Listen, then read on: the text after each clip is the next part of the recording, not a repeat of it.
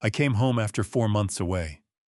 I built this house with my own 2 hands 42 years ago. Less than 1 minute after I walked through the back door, my son called 911 and shouted, "There's an intruder in my house. Send someone now." The intruder he was describing was me. I stood there in the living room, said nothing, and waited. 15 minutes later, a police officer checked my documents, went completely still, and his expression changed entirely. Welcome to Dad's Revenge Stories. I'm truly grateful you're here today. Where are you watching from? Drop your city or country in the comments below. Also, please note, this story includes some fictional elements added for entertainment and educational purposes. Any resemblance to actual names or settings is coincidental, but the message I'm conveying is useful. I built this house with my own 2 hands. That is not a figure of speech. In the spring of 1982, I was 31 years old, working double shifts at the lumber yard on Route 40, and I poured every dollar I had saved into the land at 1923 Birchwood Lane. I framed the walls myself. I laid the subflooring on my knees. I hung the front door on a Tuesday morning in late October, and when I stepped back to look at it, Dorothy came up beside me and slipped her hand into mine and said, "Ray, we did it." She was wearing her yellow cardigan. I have not forgotten that detail in 42 years. So when I pulled into my own driveway on the 3rd of October 2024 after 4 months in Savannah, helping my mother through her recovery, I was not a stranger arriving at an unfamiliar address. I was a man coming home. I knew the sound the gravel made under my tires. I knew the way the late afternoon light hit the front window at that angle in early October, turning the glass almost amber. I knew this place the way you know your own heartbeat.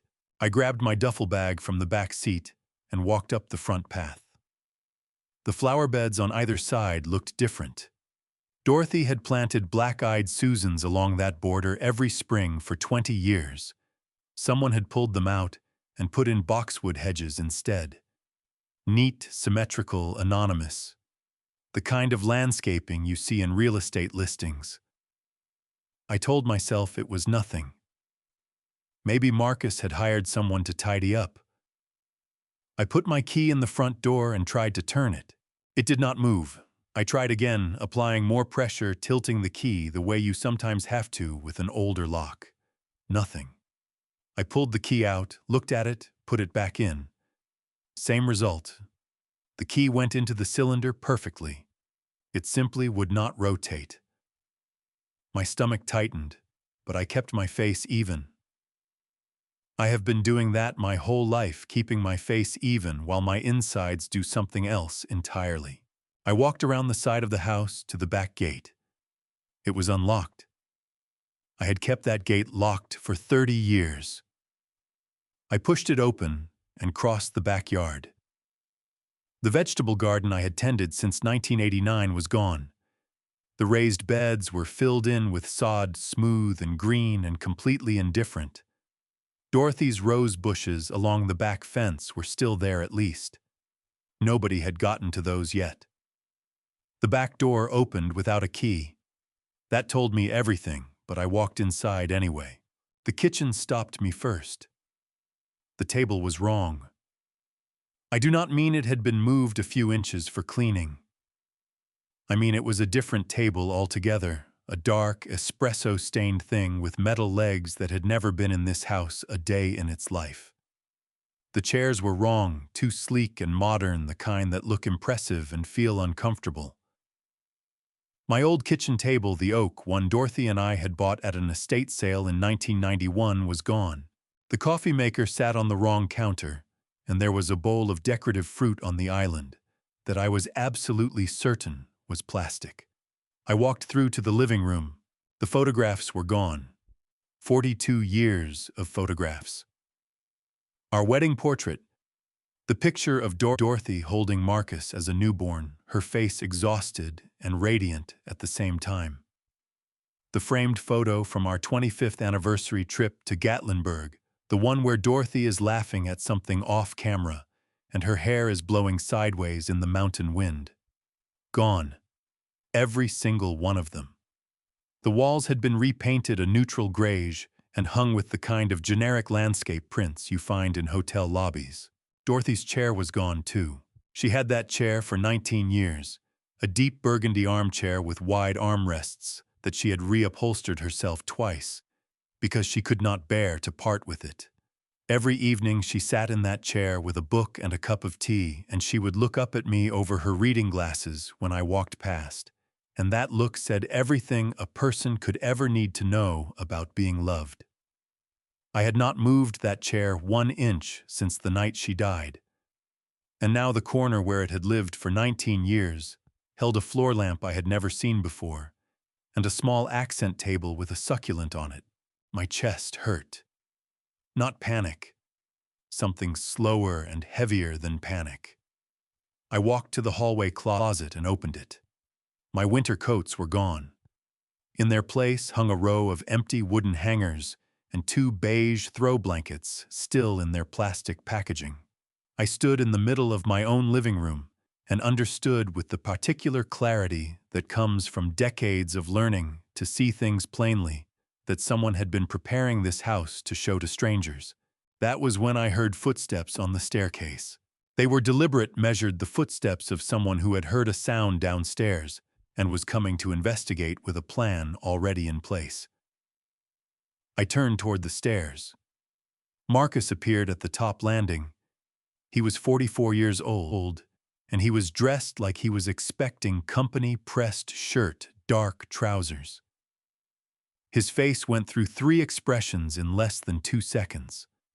First surprise, then something that looked almost like fear, then a careful, practiced blankness that I recognized because I had watched him practice it since he was a teenager. "Dad," he said. His voice was bright in the way that voices get when the person speaking them is working very hard. "You scared me half to death. I didn't know you were coming home today."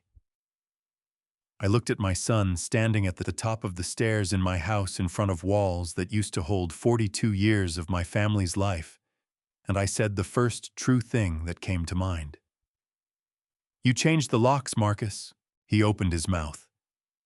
Then I heard Diane's footsteps from the kitchen behind me, quick and purposeful, and before Marcus could answer, I heard my son take his phone out of his pocket. I have replayed that moment many times since then.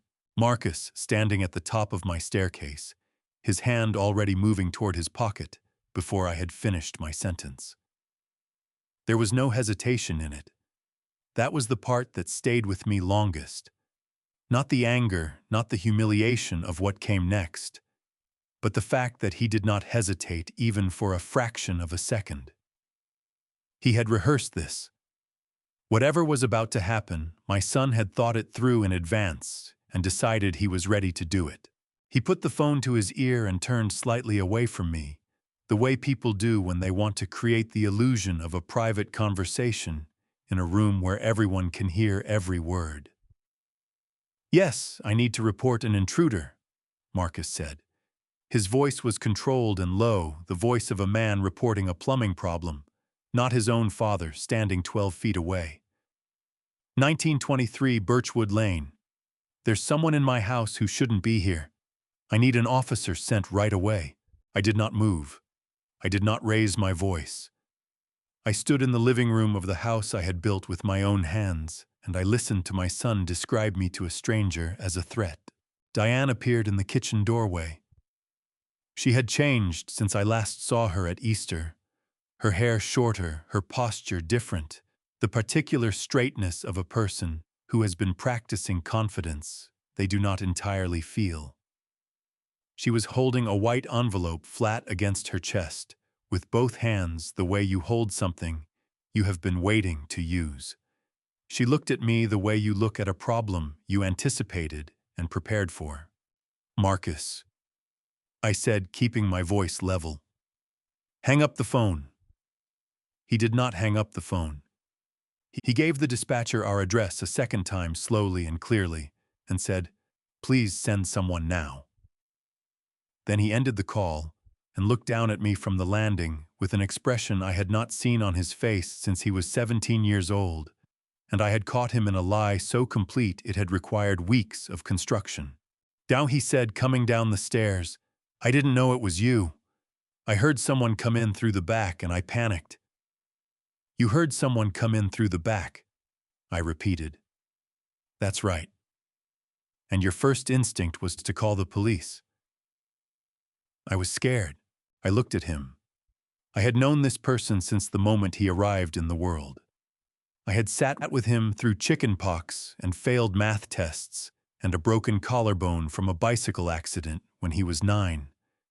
I knew every register of his voice, including the one he was using right now, which was the register of a man reciting something he had memorized. "Where are my photographs, Marcus?" I asked. He glanced at the walls, then back at me. "We moved some things around while you were gone, just to freshen things up." "Freshen things up," I said. "Mom's been gone 4 years, Dad. We thought it might help you to have a change." Diane stepped fully into the living room, then the white envelope still pressed against her chest. "Raymond," she said, and her voice had a professional warmth to it, the warmth of someone in customer service. "We're so glad you're home. We were going to call you this week about all of this. The timing is just a little unexpected." I looked at the envelope in her hands. "What's in that?" I asked. She did not answer. She smiled instead, the kind of smile that is not an answer, but is meant to substitute for one. From outside came the sound I had been expecting since the moment Marcus put the phone to his ear. A siren still a few blocks away, but coming closer, dropping in pitch as it approached. Marcus straightened his shirt collar. Diane shifted the envelope from one hand to the other. Neither of them looked at each other, which told me they had already talked about what to do when this moment arrived, and the plan did not require eye contact. The siren stopped. A car door. Footsteps on the front path. The same front path I had poured and leveled in the summer of 1984. Then a knock at the door, 3 firm, even raps, the knock of someone who does this for a living. Marcus moved toward the door. "I'll get it," I said. He stopped. Something moved across his face, surprise or calculation or both, and then he stepped back and let me walk past him to my own front door. I opened it. 2 officers stood on my porch. The one in front was somewhere in his late 40s, broad through the shoulders, with the kind of steady eyes that come from years of walking into rooms where something has already gone wrong. His name tag read, Kowalski. The officer behind him was younger, maybe late 20s, standing a half step back with a notepad already in his hand. "Evening," Officer Kowalski said. He looked at me, then past me at Marcus and Diane in the living room, then back at me. In that single sweep of his eyes, I could see him already assembling the picture, the way experienced officers do, reading the room before anyone in it has said a word. "We received a call about a possible intruder at this address. Can you tell me your name, sir?" I looked at this man on my porch, a stranger standing in front of the door I had hung myself 42 years ago, and I felt something settle in my chest. Not peace exactly, but the specific calm that comes when you have been carrying something alone for too long. And finally, there is another person in the room. "My name is Raymond Caldwell," I said. "This is my house." Kowalski did not step inside immediately. That was the first thing I noticed about him. A less experienced officer might have walked straight through the door, taken control of the room, started talking. Kowalski stood on the threshold and looked. He looked at me at the living room behind me, at Marcus and Diane positioned in the middle of that room, like 2 people who had been waiting for this exact moment. He took in the generic paintings on the walls, the absence of any personal photographs, the staged quality of the furniture arrangement. He had seen this kind of room before. I could tell by the way his expression did not change at all. "Mr. Caldwell," he said, "I'd like to ask you a few questions out here first, if that's all right with you." I stepped onto the porch and pulled the door halfway closed behind me. The October air was cool and smelled like dead leaves and someone down the street burning brush.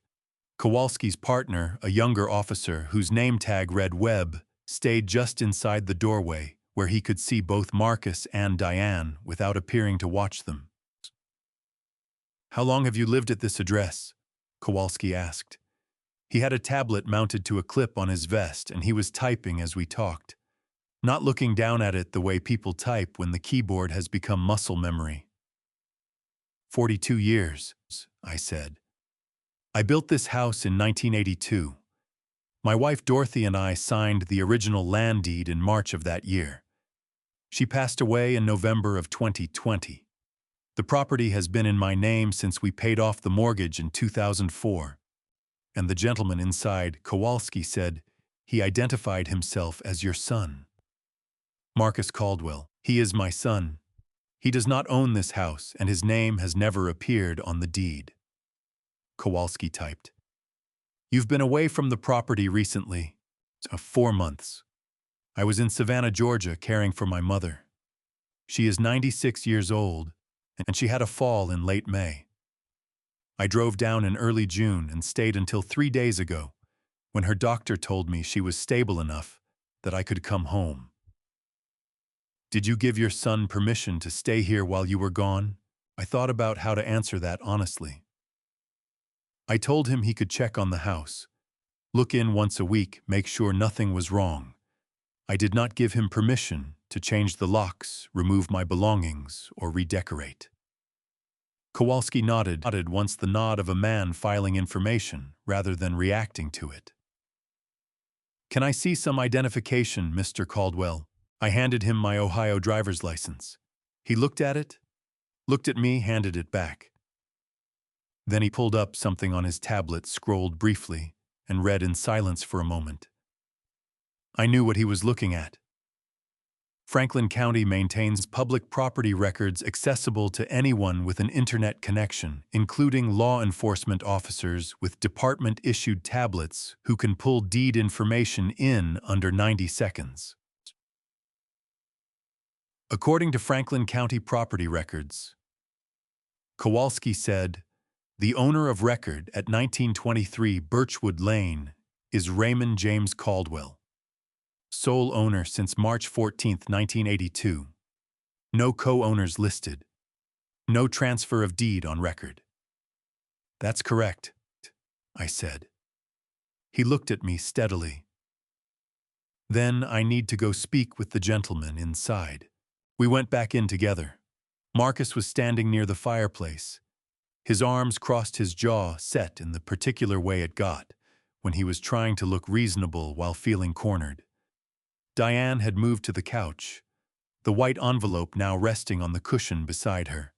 Webb stood near the hallway, relaxed, but positioned so that neither Marcus nor Diane could move toward the stairs without passing him.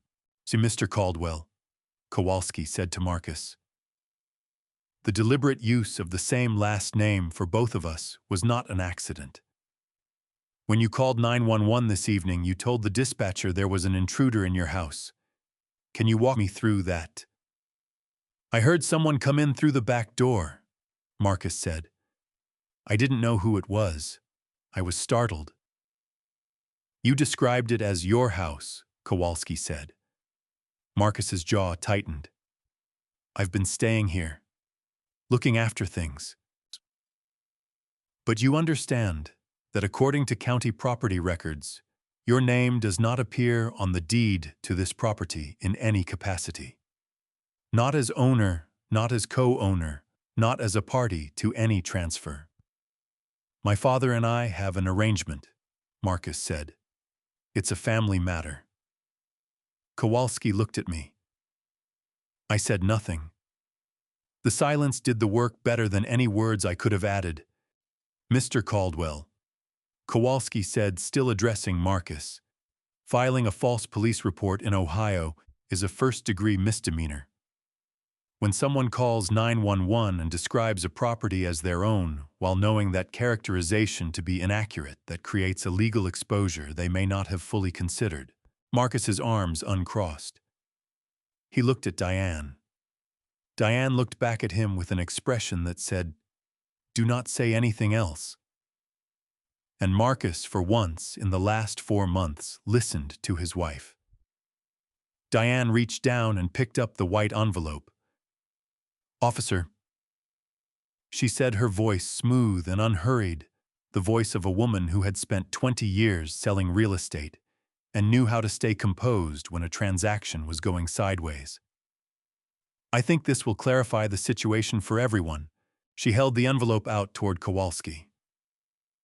He took it, opened it, and removed a single folded document. He read it without expression, then looked up at me, then at Diane, then back at the document. "Mr. Caldwell," he said to me, "have you seen this before?" He turned the page so I could read it. At the top, in clean professional type, were the words, "Power of Attorney." Below that, my name as the grantor. Below that, a signature on the designated line that was supposed to be mine. I looked at the date on the document. Something went very quiet inside me, the way things go quiet right before you understand something completely. "No," I said. "I have never seen that document in my life." Before I reveal how this confrontation unfolds, comment "still here" or drop a 1 below so I know you're staying with me. And please note the following part of the story contains some fictionalized elements and may not be completely factual. If you prefer not to continue, feel free to turn off the video right now. Kowalski laid the document flat on the coffee table so we could all see it. It was a standard power of attorney form, the kind you can download from any Ohio legal website, printed on clean white paper and filled in with careful, unhurried typing. My full name appeared at the top as the principal. Marcus Caldwell appeared below it as the agent with authority granted over real property, financial accounts, and legal decisions. The notary stamp in the bottom corner looked official. The signature on the designated line looked at a casual glance something like mine. I have signed my name approximately the same way for 50 years. The capital R hooks slightly to the left. The C in Caldwell drops below the line. I learned that signature from my father, who had the same habit, and I never thought much about it until I stood in my own living room looking at a version of it that someone else had practiced and produced. "Mr. Caldwell," Kowalski said to me, "you're saying you did not sign this document." "I did not," I said. "I have never seen it before this moment." "Can you tell me where you were on July 9th of this year?" "That's the date listed on this document." I did not have to think about it. July 9th was a Tuesday. I remembered it because it was the morning my mother's blood pressure dropped, and the nurses at St. Joseph's Medical Center in Savannah moved her from the regular ward to the cardiac observation unit. I had been sitting in a chair outside that unit since 6 in the morning, drinking bad coffee from a vending machine, watching doctors go in and out. "I was at St. Joseph's Medical Center in Savannah, Georgia," I said. "My mother had a cardiac episode that morning. I was at that hospital from before 6 a.m. until after 9 that night. I have the parking receipts on my phone. I have text messages I sent to my daughter that afternoon from the waiting room. And that hospital has security cameras throughout the building, including the cardiac unit waiting area on the 3rd floor, which is where I sat for the better part of 15 hours. Diane's composure did not break. I will give her that. She kept her expression neutral and her hands still, and she said in that same measured real estate voice, "Raymond, I'm sure there's some confusion about the exact date. You may be misremembering." I looked at her. I had known this woman for 16 years. I had eaten Thanksgiving dinner across from her.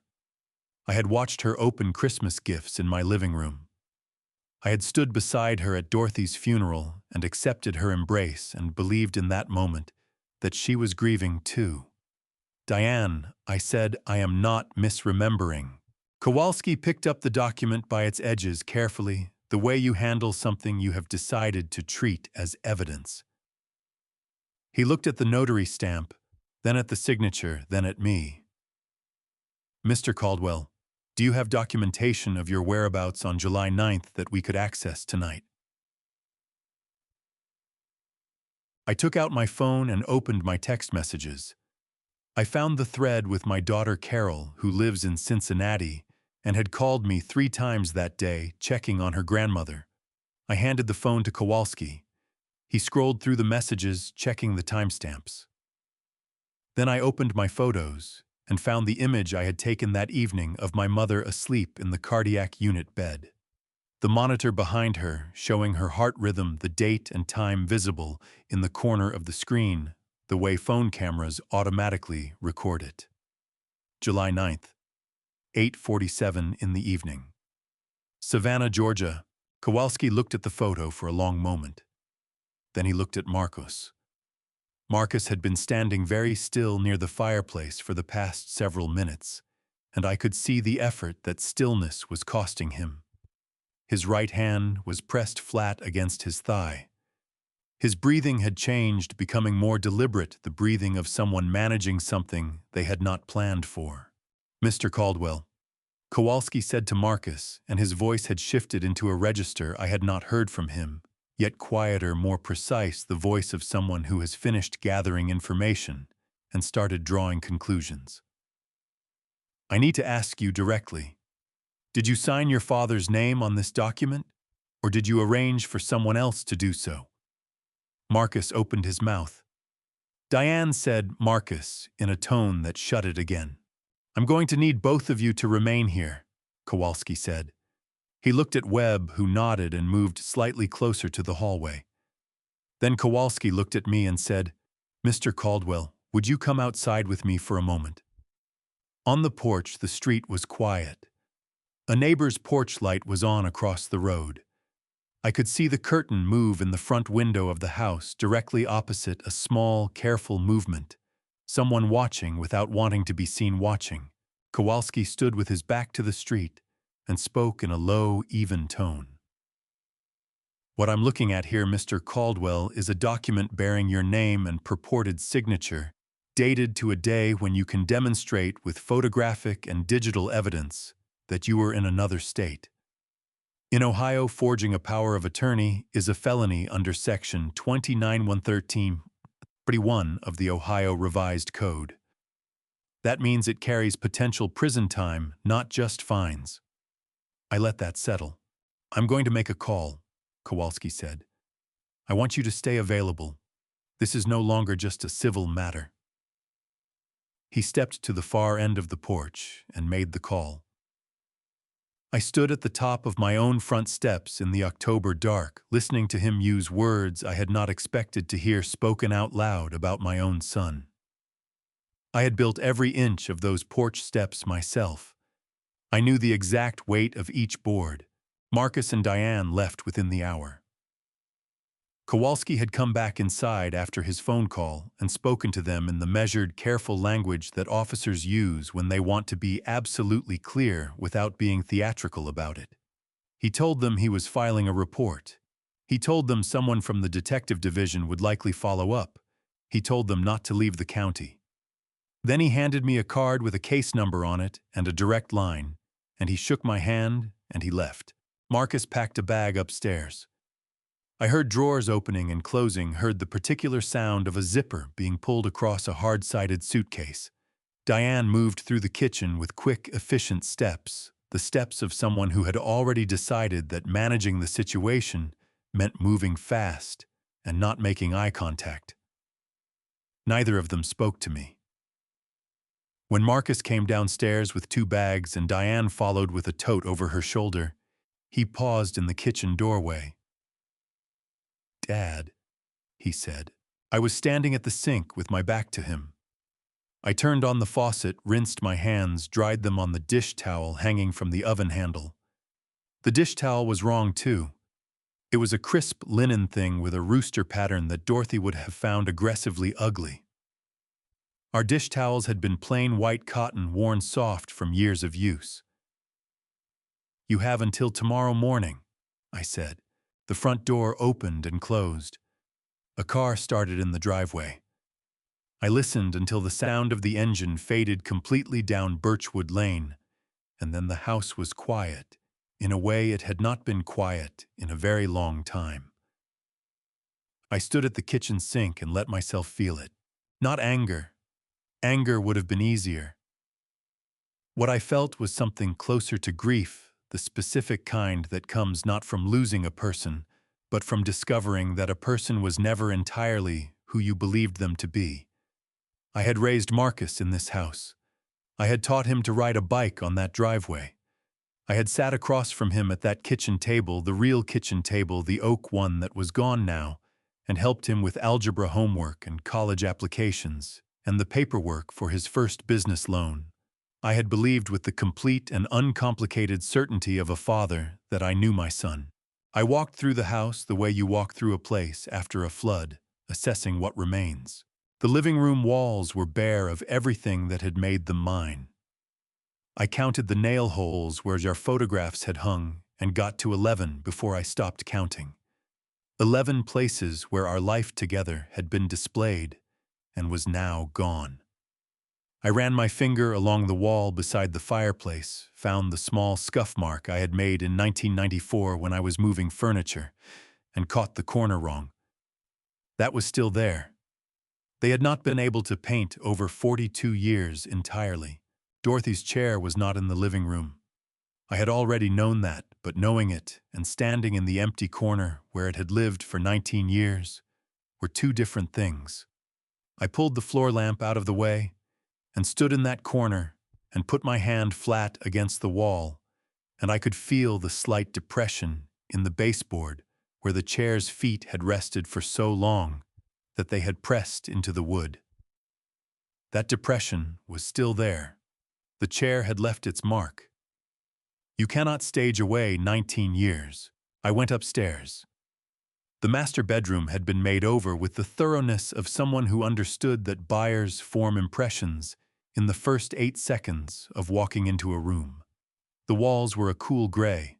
The bedding was a dark charcoal set in a fabric that felt expensive and looked photographed rather than slept in. The nightstand, where I had kept Dorothy's picture for 4 years, held a small succulent in a geometric pot. My reading lamp was gone. I opened the closet. My clothes had been pushed to the far left, compressed into roughly 18 inches of rod space.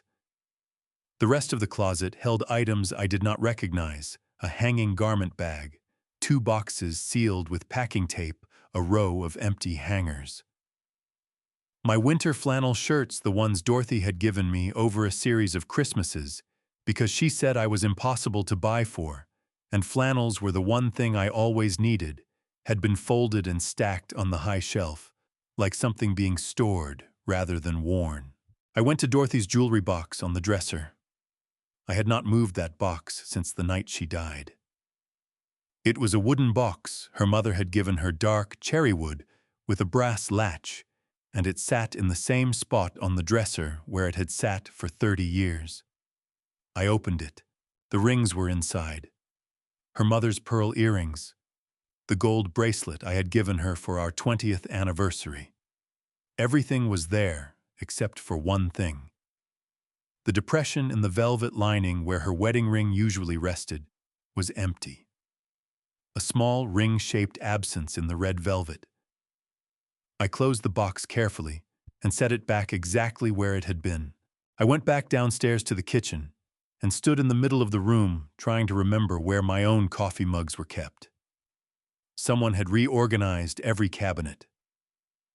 I opened 4 before I found the mugs. Mine was not among them, the one Dorothy had bought me at a craft fair in German Village in 1997. The blue-rimmed one she had spent 15 minutes selecting because she wanted exactly the right shade of blue for me. I opened 2 more cabinets. Nothing. Then I noticed the phone on the kitchen wall. The old landline we had kept because Dorothy believed in having a backup. The message light was blinking slow and red, one steady pulse at a time. I stared at that blinking light for a long moment. We had not used that phone in years. I could not think of anyone who still had that number. I could not think of any message that could be waiting on it. I crossed the kitchen and pressed play. The message began with the particular silence of old voicemail recordings, that half-second of ambient room noise before the speaker starts the sound of a house breathing. Then Dorothy's voice came through the speaker. "Ray, just that. Just my name," the way she had said it 10,000 times, across 40 years of mornings and evenings and ordinary Tuesdays. One syllable. But her voice had a texture to it that I had not heard in 4 years, and my hand went to the counter beside me without my deciding to move it. Steadying myself against the edge of the laminate the way you reach for something solid when the ground shifts under you. I know you're probably out in that workshop of yours, and you won't hear this until later," she said. "That's all right. I just wanted to say something while I was thinking it." She had recorded this in November of 2020. I knew that without seeing the timestamp, because I remembered that month the way you remember months that change everything. She had been diagnosed in September. By November, she already knew how the story ended, even if we were still pretending otherwise. I had spent most of that November in the workshop because Dorothy was right. I did go there when I needed to think, and I had needed to think constantly that month about things I was not ready to say out loud. "I've been sitting here looking at the front yard," she continued. "At those oak trees you planted the year Marcus was born. They're bigger than you. Now did you notice that? Probably bigger than this house before long." I had noticed. I noticed every fall when the leaves turned. "Ray, I want you to promise me something." Her voice shifted slightly, not weaker but more deliberate, the voice she used when she had thought carefully about what she was about to say. "Whatever happens to me, and I know we're not supposed to talk about that, but whatever happens, don't let anyone take that house from you. You built it. You built every inch of it with your own hands and your own money and 40 years of your life, and it belongs to you. It belongs to us, to everything we made together." I pressed my back against the counter and looked at the ceiling of my kitchen, the kitchen where I had made coffee every morning for 4 decades, and I breathed. "I know Marcus means well," she said, and something in the careful way she said it told me she had chosen those words with great precision. "But Ray, you know how he gets about money. You've always known. Just promise me you won't sign anything without talking to Arthur first. Promise me you'll stay in that house as long as you want to. It's yours. Nobody can take what's yours unless you let them." She paused.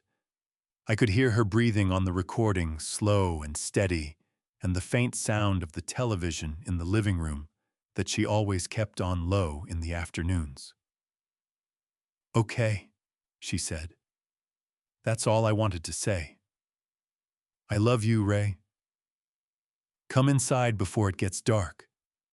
I made soup." The recording ended. I stood in my kitchen for a long time after that.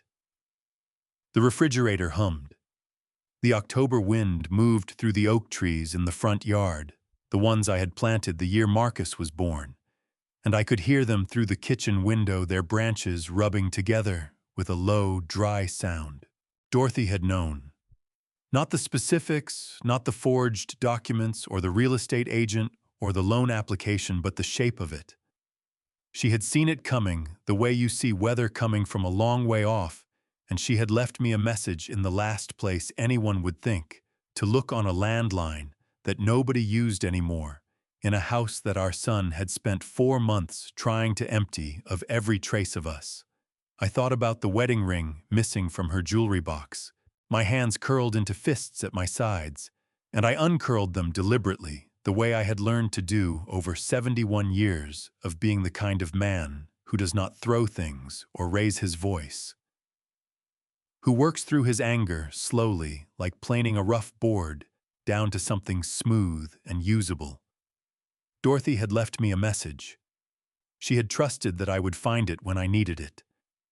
I played it again, and then a third time, standing in the kitchen with the lights still off, listening to my wife's voice telling me to come inside before it gets dark, that she had made soup, that the house was mine, and nobody could take what was mine unless I let them. On the third listen, I started to cry. Not the kind of crying that announces itself, the kind that simply happens quietly and without warning, tears running down your face while you stand perfectly still, because there is no position that makes this kind of grief more comfortable. I had not cried since Dorothy's funeral. I had told myself I was saving it for later, for a private moment, and I supposed this was it. A dark kitchen in October, 4 years too late, my wife's voice coming out of a machine she had bought, because she believed in having a backup for everything. I wiped my face with the dish towel with the rooster pattern and stood up straight.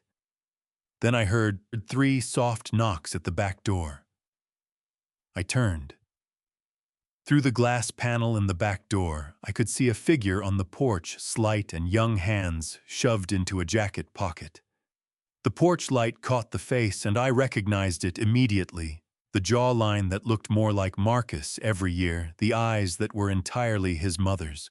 Tyler, my grandson, 17 years old, standing at my back door at 9:30 at night, and the expression on his face was the expression of someone who has been carrying something heavy for a very long time and has finally decided he cannot carry it alone anymore. I crossed the kitchen and opened the door. Tyler stepped inside and stood in the kitchen, with his hands still in his jacket pockets, looking at the floor the way 17-year-olds look at floors when they are trying to find the beginning of something difficult to say. He was taller than I remembered. 4 months is a long time at 17. He had Marcus's jaw and Dorothy's eyes and a quality of stillness about him that belonged to neither of his parents, a quietness that I had always found comfortable, and that tonight felt like it was costing him something. "Your parents know you're here?" I asked. He shook his head. "They went to Aunt Carol's. Dad called her from the car. I told them I was going to a friend's place and walked over." He paused. "I'm sorry it took me this long to come." I pulled out a kitchen chair and sat down. I did not tell him not to apologize. I wanted to hear what he meant by it first. Tyler sat across from me and took his phone out of his jacket pocket and set it on the table between us. He did not unlock it yet. He just looked at it for a moment, like a person standing outside a door they have decided to walk through but need one more second before they do.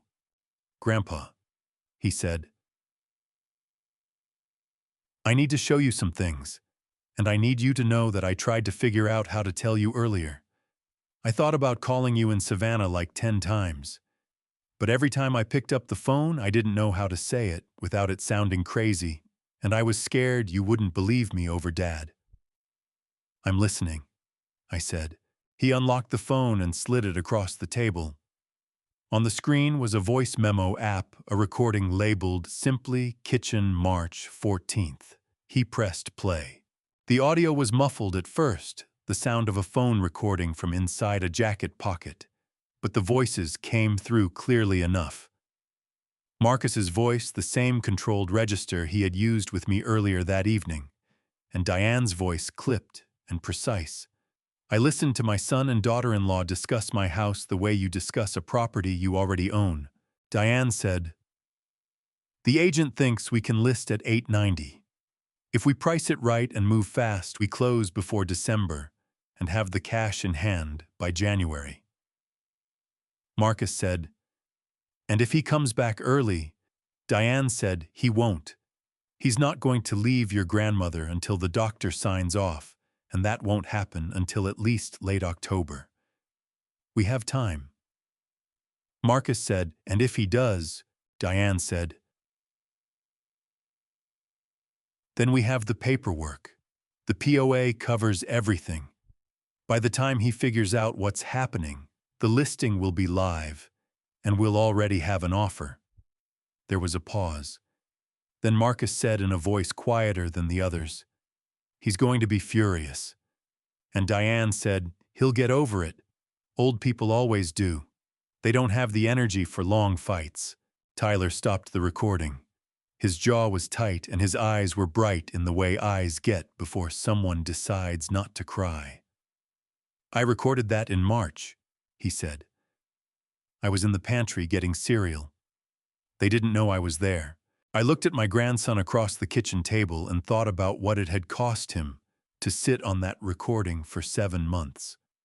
To go to school every day and come home to parents who were planning to take his grandfather's house, and to say nothing because he was 17 and did not know if anyone would believe him. "Nah, there's more," Tyler said. He took the phone back and navigated to his photos. "This is the group chat. Dad removed you from it in February. I don't think he knew I'd notice. He showed me the screenshots.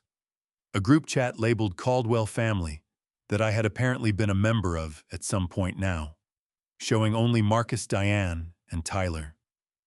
Marcus had written in a message dated February 19th. Once the house sells, we pay off the loan and we're done with all of it. Fresh start. Tyler had not responded to that message. Diane had sent back a single word. Finally. Below that, a private message from Marcus to Tyler. Don't mention the house stuff to Grandpa. He's got enough on his plate with Grandma Agnes. We're handling it. Tyler had not responded to that one either. He had just screenshotted it and saved it.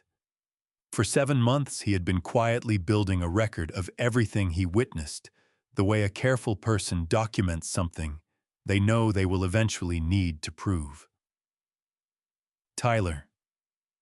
I said, "Why didn't you respond to your father's message?" He thought about that for a moment. "Because I didn't know what to say that wouldn't make things worse. If I told Dad I thought what they were doing was wrong, he would have told Mom and she would have made sure I couldn't get to you. She controls a lot of what goes on in our house, Grandpa. More than Dad does, honestly." He picked up the phone and turned it over in his hands. So I just kept quiet and kept saving things. I figured if I ever got the chance to show you, I wanted to have enough that you couldn't doubt it. I reached across the table and put my hand on top of his. His hands were cold from the walk over. He looked down at my hand, and his shoulders dropped 1/2 inch, the particular physical release of someone who has been bracing against something for a very long time. "You did the right thing," I said. "Coming here tonight, saving all of it, every bit of it." He looked up. His eyes were wet now, and he was not trying to hide it. "Are you going to be okay, Grandpa?" I thought about that question honestly, the way it deserved to be answered. I thought about Dorothy's voice on the machine, and the empty corner where her chair had been, and the depression in the baseboard that 42 years had pressed into the wood. "Yes," I said. "I am going to be okay, but I need you to send me every one of those recordings and screenshots tonight before you go to sleep. Every single one." He nodded and picked up his phone. While he forwarded everything to my number, I got up and put the kettle on, because it was nearly 10 o'clock, and my grandson had walked over in the October dark to hand me the truth, and the least I could do was make him a cup of tea before he walked back. "Does your father know you're here?" I asked again, quietly. Tyler looked up from his phone. "No," he said. "And I'd like to keep it that way a little longer. I did not sleep well. That is understating it considerably. I lay in my own bed on my own sheets that I had found folded at the back of the closet and put back where they belonged, and I stared at the ceiling for most of the night. At some point before dawn, I got up and made coffee and sat at the kitchen table with Tyler's recordings playing through my phone on low volume, listening to my son and daughter-in-law discuss my house in the voice they used when they believed no one who mattered was listening. I was on my second cup when the knock came at the front door. 3 knocks lighter than Kowalski's, the knock of a neighbor rather than an officer. I looked at the clock on the microwave. 7:42 in the morning. Frances Dotson was standing on my porch, holding a tin box and a paper plate covered in aluminum foil. She was 73 years old and had lived in the gray colonial directly across the street since 1989, which meant she had been my neighbor for 35 years and had attended Dorothy's funeral and brought over a green bean casserole the week after, and never once mentioned it again because Frances understood that the kindest thing you can do for a grieving person is feed them without making them talk about it. She was wearing her gardening jacket, the old canvas one with the deep pockets that I had seen her in approximately 400 times over 3 decades. And her expression was the expression of a woman who has been waiting to say something for a long time and has finally decided that this morning is the morning. "Raymond," she said, "I saw the police car yesterday." "Come in," I said. "I just made coffee." She sat down at the kitchen table and set the tin box and the paper plate in front of her. The paper plate held 6 biscuits still warm. I poured her a cup without asking how she took it, because after 35 years, I knew she took it black. "I need to show you something," Frances said. She put both hands flat on the tin box the way you put your hands on something you have been protecting. "I want you to understand first that I did not know exactly what they were doing. I knew something was wrong. I have lived across that street for 35 years, and I knew what your house looked like when you were in it, and what it looked like when you were not. And what I saw this summer did not look like a son taking care of his father's property." She opened the tin box. So I kept track. Inside the tin box were photographs. Printed photographs, each one in a small plastic sleeve, each one with a handwritten note on the back, in Frances's precise schoolteacher cursive. She spread them on the table one by one. The first was dated June 14th. A white truck in my driveway, 2 men on the front porch. One of them was working on the lock. Frances's note on the back read, "I looked at the photograph and felt something cold move through me because June 14th was 11 days after I had arrived in Savannah." Marcus had waited 11 days. "Her name is Diane," I said quietly. "Not Gail." Frances looked at me. "I never learned her name," she said. "I am sorry about that." The second photograph was dated June 22nd. A woman I did not recognize walking the perimeter of my yard with a tablet taking photographs of the exterior. Frances's note. Woman with tablet appeared to be taking measurements and photos. Dark sedan, no markings. Stayed approximately 1 hour. The third was dated July 8th. A moving truck backed into my driveway. 2 men carrying boxes out the front door. Frances's note, moving truck. Removed multiple boxes and what appeared to be furniture from front rooms. Your son directed them. Diane signed paperwork. I turned that photograph over and looked at it for a long time. July 8th. While I was sitting in the cardiac unit waiting room at St. Joseph's drinking bad coffee and watching doctors go in and out, my son was standing in my driveway directing men to carry my belongings out of my house. Frances laid down more photographs. Steady and methodical, the way she had always been, the way you have to be if you are going to spend 35 years as a high school English teacher and then retire and find that the habits of careful attention do not leave you just because you no longer have a classroom. There were photographs of Shelby Monroe walking clients through my front door on 3 separate occasions. There were photographs of a staging company van parked outside for most of a Saturday in August. There were 29 photographs in total, each one dated, each one annotated in that careful cursive. And then Frances reached into the tin box and produced one final photograph, and she placed it on the table separately from the others, deliberately, the way you place the most important document last. It was dated July 20th. Diane standing on my front porch in the morning light, talking on her phone, one hand gesturing as she spoke. She was wearing a light blue blouse and dark slacks, and on her left hand, clearly visible in the morning sun, because Frances had a good camera, and had zoomed in carefully, was a ring. A gold band with a small cluster of diamonds. A ring I had chosen in a jewelry store on High Street in Columbus in 1978 that Dorothy had worn on her left hand for 42 years, that I had placed back on her finger myself after the funeral home returned it to me, and that had been sitting in Dorothy's jewelry box on our bedroom dresser until sometime between June and yesterday. My throat tightened so severely that I had to set down my coffee cup. I did not know what it meant. Frances said, her voice careful and quiet. But I knew it was not hers to wear. I knew that ring, Raymond. Dorothy wore it every single day for as long as I knew her. I could not speak for a moment. I looked at the photograph of my daughter-in-law standing on my porch, wearing my dead wife's wedding ring as though it were a piece of costume jewelry she had picked up at a sale, and I felt something shift inside my chest, a slow and tectonic movement, the feeling of a decision beginning to form. Frances, I said when I could trust my voice again, I need to make copies of every one of these. I made copies already, she said.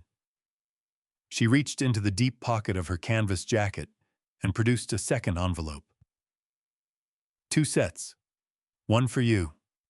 One for whoever else needs them. Arthur Gaines had been my attorney for 22 years. He had drawn up Dorothy's will in 2002, and when she passed, he had handled the estate paperwork with the kind of quiet efficiency that keeps grieving people from having to think about things they are not ready to think about. He had helped me set up a small business arrangement when I did custom woodwork commissions in my 60s, and he had reviewed every significant document I had signed since the second Clinton administration. He was 63 years old, kept an office on East Broad Street, with a wooden sign outside that had his name on it in plain black letters, and he had a habit of pausing for exactly 3 seconds before he responded to anything serious, which I had learned over 2 decades. Meant he was giving your problem the full weight it deserved. I called him at 8:15 while Frances's biscuits were still warm on the plate. Raymond, he said, picking up on the second ring. I heard you were back. Are you all right? I need you to look at some things, I said. Today, if possible. 3 seconds. Come in at 10, he said. Arthur's office smelled the way it always had, like old paper, and the particular wood polish his secretary used on the conference table every Monday morning. He was already standing when I walked in, which was unusual, and he came around the desk and shook my hand with both of his, which told me that whatever he had already heard through the channels that small city attorneys hear things through it had concerned him. I laid everything on his conference table. Frances's photographs organized by date, Tyler's recordings transferred to a flash drive I had bought at the drugstore on the way over, the copy of the forged power of attorney that Kowalski had photographed and returned to me, Officer Kowalski's card with the case number, and the screenshots from Tyler's phone printed at the drugstore's photo counter while I waited. Arthur went through everything without speaking. He looked at each photograph.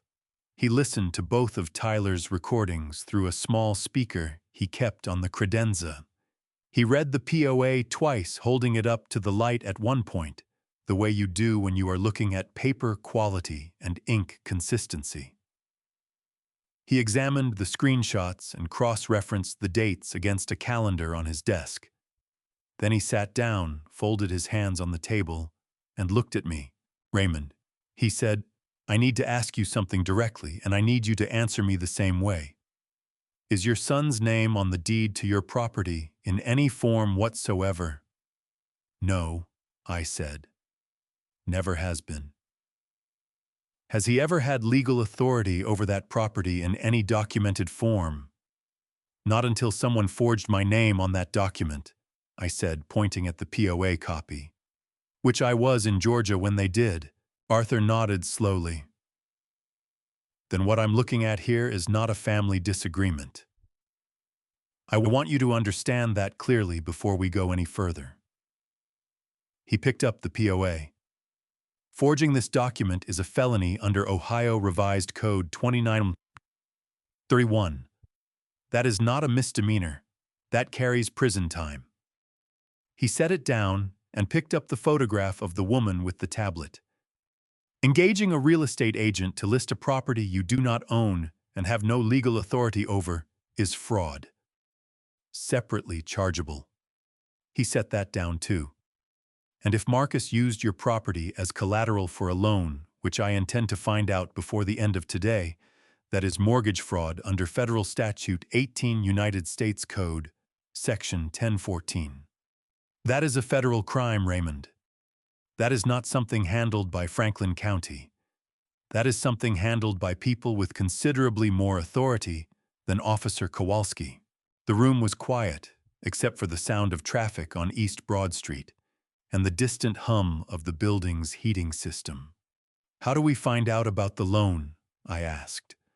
I have a contact at Franklin County Recorder's office, Arthur said. If Marcus filed any lien or encumbrance against your property, it will show up in the records. Give me 2 hours. He was already reaching for his phone. I also want to run a full title search.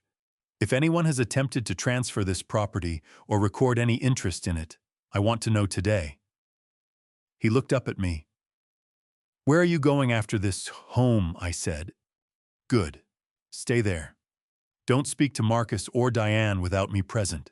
If either of them contacts you about signing anything at all, you tell them you need to speak with your attorney first and you call me immediately. He pointed at the flash drive with Tyler's recordings. Can I keep this? That's your copy, I said. I have the originals, he nodded. Raymond. He paused, and this time it was longer than 3 seconds, closer to 5, which in Arthur Gaines' terms meant something significant was coming. I have been doing this work for 31 years. I want you to be prepared for what I may find when I pull those records. Sometimes when people are desperate enough to forge a power of attorney and change the locks on a family member's house, the financial situation underneath it is worse than it appears on the surface. I looked at him across the table where Dorothy's will had been signed 22 years ago, where I had sat and made decisions about my life with the steady assistance of a man I trusted completely. And I said, "Tell me what you find, Arthur. All of it. Whatever it is." He called me at 2:47 that afternoon. I was in my workshop running a hand plane over a piece of white oak. I had no project for just moving the tool back and forth, because Dorothy had been right that I think better when my hands are doing something. Check your email, Arthur said. I am sending you the records now. And Raymond. He stopped. The number is $380,000. I set the hand plane down on the workbench. Tell me everything, I said. I sat in my workshop for a long time after Arthur's call. $380,000. I turned the number over in my mind, the way you turn a piece of wood in your hands. Before you cut it, looking for the grain, trying to understand what you are actually working with. Marcus had borrowed $380,000 from a bank in Franklin County using my house as collateral. My house, which was worth $890,000 according to the comparable sales Arthur had pulled. My house on which my son's name had never appeared in any legal capacity in 42 years. The hand plane sat on the workbench where I had set it down. I did not pick it up again. After a while, I went inside and stood in the kitchen and looked at the telephone on the wall, the old landline with the blinking message light that had given me Dorothy's voice the night before. I picked up the receiver and dialed a number I had been calling my entire life. It rang 4 times. Then my mother's voice, thinner than it had been a year ago, but still entirely her own, still carrying the particular dry precision of a woman who had raised 3 children through difficult years and developed permanent opinions about everything as a result. Raymond, Agnes said, I was wondering when you'd call. How are you feeling, Mom? I am 96 years old and I had a cardiac episode in June, she said. I feel exactly like that sounds. How are you? I came home yesterday, I said. A pause. Not the pause of someone searching for words, but the pause of someone who already has them and is deciding how to begin. I know, she said. Your sister called me this morning. She said there was a police car at the house. There was. Raymond. Her voice shifted into the register she had used when I was a boy, and she needed me to understand something completely. I need to tell you something that I should have told you a long time ago. I have been sitting with it for 10 years, and I am too old and too tired to sit with it any longer. I pulled a kitchen chair out and sat down. Tell me, I said. He drove down from Columbus on a Tuesday and took me to lunch at that little restaurant on Forsyth Street that I like. The one with the good she-crab soup. He was very attentive, very charming. He paid the bill, and he held my arm when we walked back to the car, and I thought, well, Marcus is making an effort that is good. She stopped. I waited. When we got back to my house, she continued.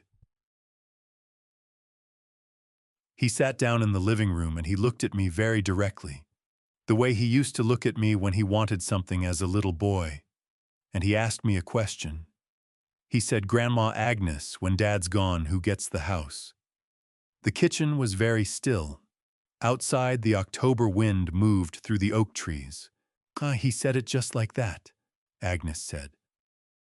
Not who does Dad plan to leave the house to not has Dad talked about his estate plans. Not any of the polite ways you might ask that question if you were asking it out of genuine concern. He said, when Dad's gone, who gets the house? As though your being gone was already a settled matter. As though the only question worth asking was the distribution of assets afterward. What did you say? I asked. I did not say anything for a long moment, Agnes said. And then I told him that was a question for you to answer, not me. And he said yes, of course, he was just curious, and he changed the subject, and we talked about other things for another hour, and then he drove home. She took a careful breath. I never told you because I did not want to damage what you had with your son over something that might have been nothing. Over a question that might have just been clumsy and poorly worded. I told myself I was being a careful grandmother. Now I think I was just being a coward about it. Mom. I said you were not a coward. I should have told you, she said with the firmness of a woman who has decided to be done being gentle about something. You had a right to know what kind of question your son was asking about your house 2 months after Dorothy died. Because that is when he asked it, Raymond. 2 months after your wife passed away, my grandson drove 4 hours to take me to lunch and ask me who was going to get your house when you were dead. Dorothy had been gone for 2 months when Marcus made that drive. I sat with that for a moment. I thought about the Sunday phone calls Marcus had made during those 2 months asking how I was doing, whether I needed anything, whether the house felt too big to manage alone. I had taken those calls as the attention of a grieving son. I understood now that they were reconnaissance. Mom, I said, did he ever ask you anything like that again? No, she said. But he started calling me more often after that visit. Checking in, he called it. Asking about my health, about whether I needed anything. Very attentive. She paused. I think he was keeping track of both of us, Raymond. Waiting to see which of us would need something first. Because whichever one of us needed something would give him a reason to get closer to the assets. Outside, a car moved slowly down Birchwood Lane. I watched it through the kitchen window, an ordinary blue sedan going about an ordinary Thursday afternoon. And I thought about the fact that ordinary Thursday afternoons were what most of life was made of, and that it was possible to lose everything you had built across 40 years of ordinary Thursday afternoons, while you were sitting in a hospital waiting room 4 states away, drinking bad coffee, and believing your son was watching your house. Raymond, Agnes said. Are you still there? I am still here, Mom, I said. Good, she said. You stay there. That is your house. You built it and it is yours, and you stay in it. Her voice was thin and certain and 96 years old. Now tell me what you need me to do. I looked at the workshop through the back window at the white oak sitting on the bench, and I thought about Arthur's question from that morning. I thought about the recordings on Tyler's phone and Francis's photographs in their plastic sleeves and the forged signature on the power of attorney. I need you to write down what Marcus said to you that day at lunch, I said. The exact words as close as you remember them. And I need you to sign and date it and mail it to Arthur Gaines on East Broad Street. I will do it tonight, Agnes said. And Raymond. She paused one more time. I am sorry I did not tell you sooner. I truly am. I know, Mom, I said. I know you are. My phone buzzed at 6:53 in the morning. I was already awake. I had been awake since 5, sitting at the kitchen table with Arthur's email open on my laptop, reading through the loan documents he had obtained from the Franklin County Recorder's Office. The documents were thorough and damning in the particular way that financial paperwork is damning, not dramatic, not emotional, just precise and irrefutable. Marcus Caldwell listed as primary applicant. The property at 1923 Birchwood Lane listed as collateral. $380,000 approved in April, drawn down in May. 2 months after I had driven to Savannah to care for my mother. 6 weeks after he had started emailing Shelby Monroe about listing prices and market timing. The buzz was a text from Tyler. No message, just 2 photographs attached. I opened the first one. It was a brochure, the kind printed on heavy glossy stock with photographs of smiling elderly people in bright common rooms and walking paths lined with flowering shrubs. Sunrise Pines Senior Living, a comfort care community. Westerville, Ohio. The cover photograph showed a man roughly my age sitting in a garden chair with a cup of tea, looking serene and purposeless in the particular way that brochure photographers arrange elderly subjects to look serene and purposeless. I opened the second photograph. It was a handwritten note on a yellow legal pad in Diane's handwriting, which I recognized from the grocery lists she used to leave on my kitchen counter during holiday visits. The note read, Move Dad in by Septuorm. House clears by Octi. Call Sunrise Redeposit when POA confirmed. I read it 3 times. Move Dad in by September. House clears by October. I was supposed to be in a memory care facility in Westerville by the time the leaves turned, so that my house could be emptied and listed and sold before the December deadline Marcus needed to meet on his loan. The plan was not just to take my house. The plan was to remove me from it entirely and place me somewhere I could not interfere, somewhere the staff would manage my daily life and the visitors would come on scheduled days, and there would be no workshops and no landline telephones with voicemails from my dead wife and no neighbors named Francis taking photographs from across the street. My hands were steady on the table. I noticed that about them the steadiness, and I was grateful for it.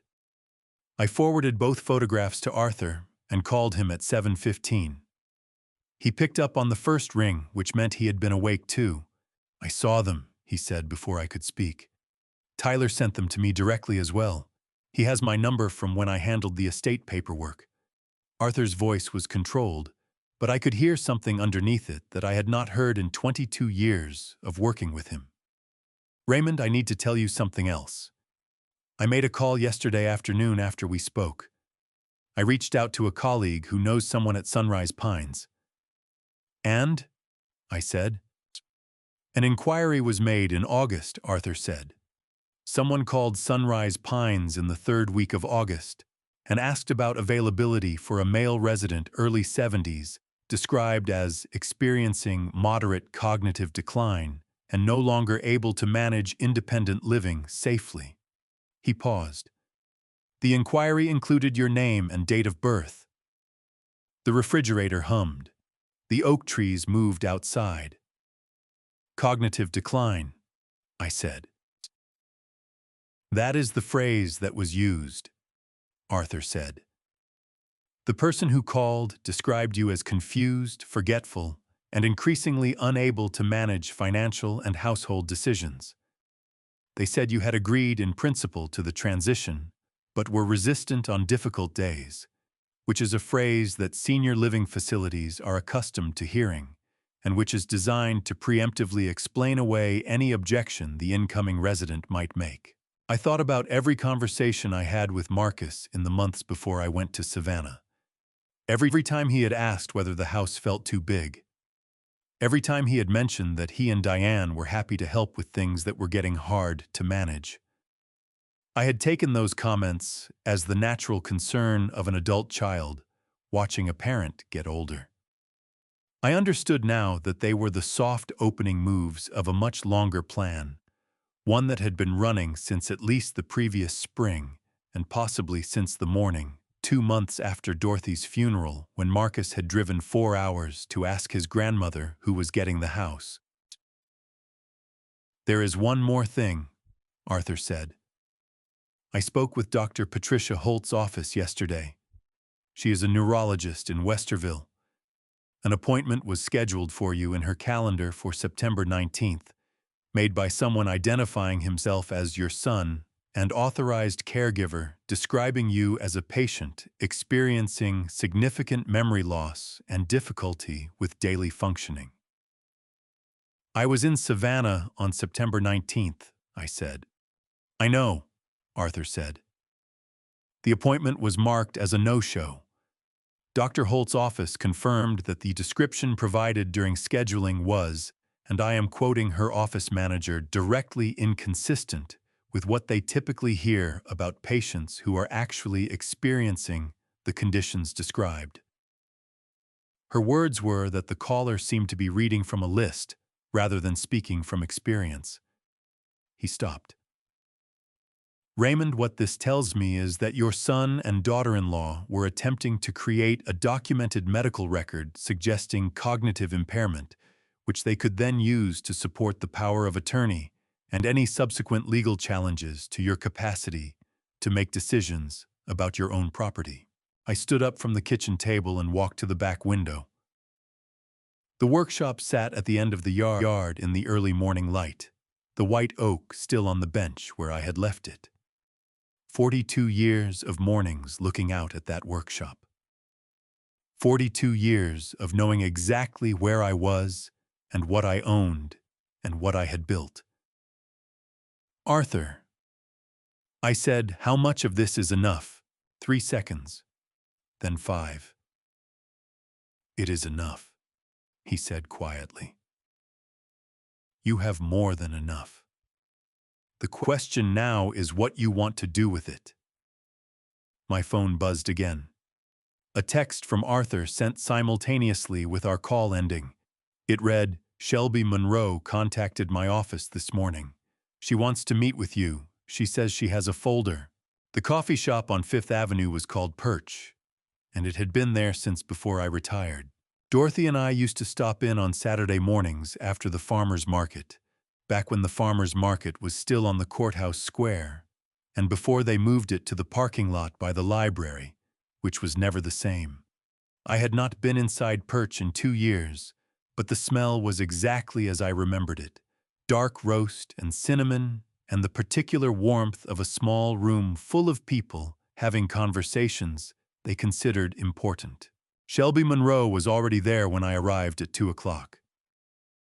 She was sitting at a corner table with her back to the wall, which was either habit or intention, and she had a manila folder on the table in front of her and a coffee she had not touched. She was in her mid-40s, blonde hair pulled back, wearing a blazer the color of old pewter over a dark blouse, the kind of put-together professional appearance that real estate agents cultivate because first impressions are their primary tool. But the put-together quality was working harder than usual today, Her jaw was tight, and her shoulders carried the particular tension of someone who has made a decision they know is costly and have not yet found out exactly how costly it will be. She stood up when she saw me. "Mr. Caldwell," she said, and extended her hand. Her grip was firm, and her eyes met mine directly, which I noted because it is harder to look directly at someone you have wronged than most people realize. "Thank you for coming. I know you didn't have to." "Sit down," I said. "Tell me what you have." She sat and put both hands flat on the folder. "I want to explain something first," she said, "and I want you to understand that I am not telling you this to minimize what happened or to ask you for anything. I am telling you because I think you deserve to know how it was done." "Go ahead," I said. "Your son contacted me 11 months ago," Shelby said. "Last November, he called my office and said his elderly father owned a property on Birchwood Lane that the family was planning to list in the spring, and that he was handling the sale on his father's behalf because his father's health made direct involvement difficult." She paused. "He used the word elderly 3 times in that first phone call. He also used the phrase cognitive limitations once. I remember that specifically because it struck me as a clinical way to describe your own father." "Chitu, he showed you the power of attorney," I said. "At our first in-person meeting, yes, in December. It looked legitimate. The notary stamp, the format, the language. I have seen hundreds of POAs in 20 years of real estate work, and nothing about it raised a flag." She shook her head. "That is not an excuse. It is an explanation. I should have verified independently. I did not." She opened the folder and turned it toward me. Inside were printed emails organized by date beginning in November of the previous year and running through August. 15 emails between Shelby and my son. 3 detailed property valuation reports that put the value of my house at between $860,000 and $910,000. And at the back of the folder, a single printed screenshot of a text message. "Shot to seal. This arrived on my phone on August 14th, Shelby said. "Marcus sent it. I believe he meant to send it to Diane and hit the wrong contact." She tapped the screenshot. "He texted me 2 minutes later asking me to delete it. I had already taken a screenshot." I looked at the text. It read, "D says need to close before deck no matter what. Can go under asking if necessary. Don't tell buyers about the deadline, just move it." I read it twice. Then I looked up at Shelby. "Do you know what the December deadline was?" I asked. "He never told me," she said.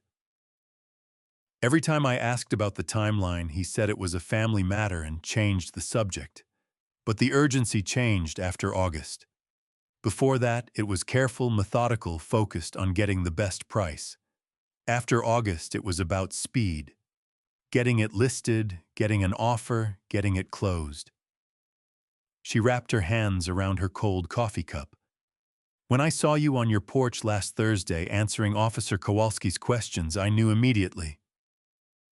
You were not confused. You were not frail. You were a man who had come home and found that someone had been in his house." She looked at the folder. "I listed a property I had no right to list based on documents I did not verify adequately. I cannot undo that. But I can give you everything I have." I picked up the stack of emails and went through them slowly. Marcus's tone throughout was professional and patient, occasionally apologetic about my supposed limitations, consistently steering the conversation toward speed and discretion. In one email from March, he had written, "My father is a proud man, and I want to handle this transition with as much dignity as possible for him," which meant that even the language of his deception had been crafted to sound like love. I got to the 3 valuation reports. $860,000, $890,000, $910,000. The range of prices my house had been valued at by a professional appraiser who had walked through my rooms and measured my square footage and compared my property to others on my street, all without my knowledge, all while I was in Savannah sitting beside my mother's hospital bed. "Miss Monroe," I said, "I need you to be willing to provide this folder to my attorney."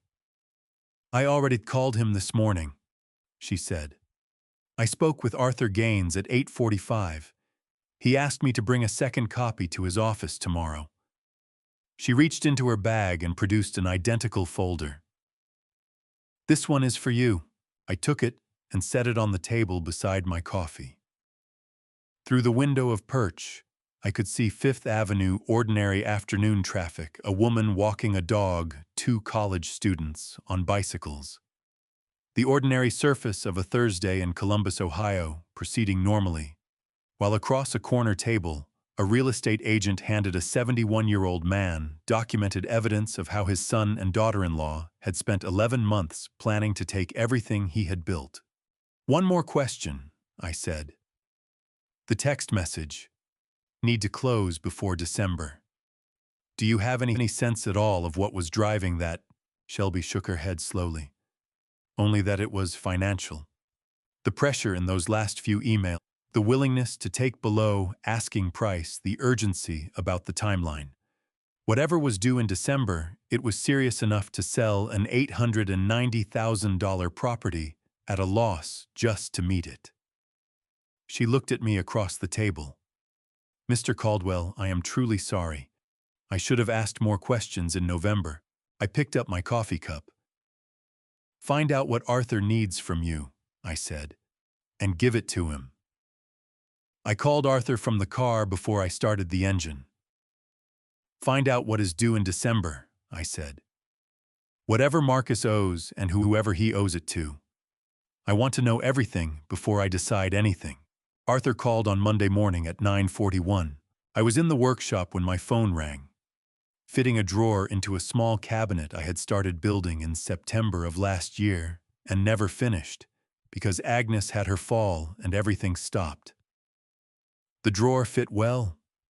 42 years of working wood had given me a feel for tolerances that did not require measuring twice anymore, only once, and I slid the drawer in and out 3 times, feeling the smooth resistance of good joinery, before I picked up the phone. "Come to my office," Arthur said. "Bring Tyler if he is available." We were there by 10:30. Tyler had texted back within 2 minutes of my message, which told me he had been waiting. He met me in the parking lot on East Broad Street wearing his school jacket backpack over one shoulder, and he looked older than 17 in the particular way that young people look older when they have been carrying adult problems for too long.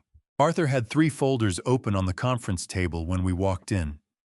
He was standing at the head of the table rather than sitting, which I had learned over 22 years, meant he wanted to be able to move while he talked. "I spent the weekend pulling records," Arthur said. "What I found is systematic. I want to go through it in order because the order matters." He picked up the first folder. Marcus's construction company, Caldwell Build Group, has been operating at a significant loss since early 2022. By the end of 2023, the company owed approximately $200,000 in outstanding contractor payments, equipment leases, and a line of credit from Heartland Business Bank. Tyler was sitting very still beside me. I put nothing in my face. In March of this year, Arthur continued. Marcus applied for a business consolidation loan of $380,000 from First Meridian Bank in Columbus. The application listed your property at 1923 Birchwood Lane as a primary asset and collateral. He set the folder down and picked up the second one. The loan was approved in April. Funds were dispersed in May. Marcus used approximately $200,000 to pay off the company debts. The remaining $180,000 went into a joint personal account held by Marcus and Diane.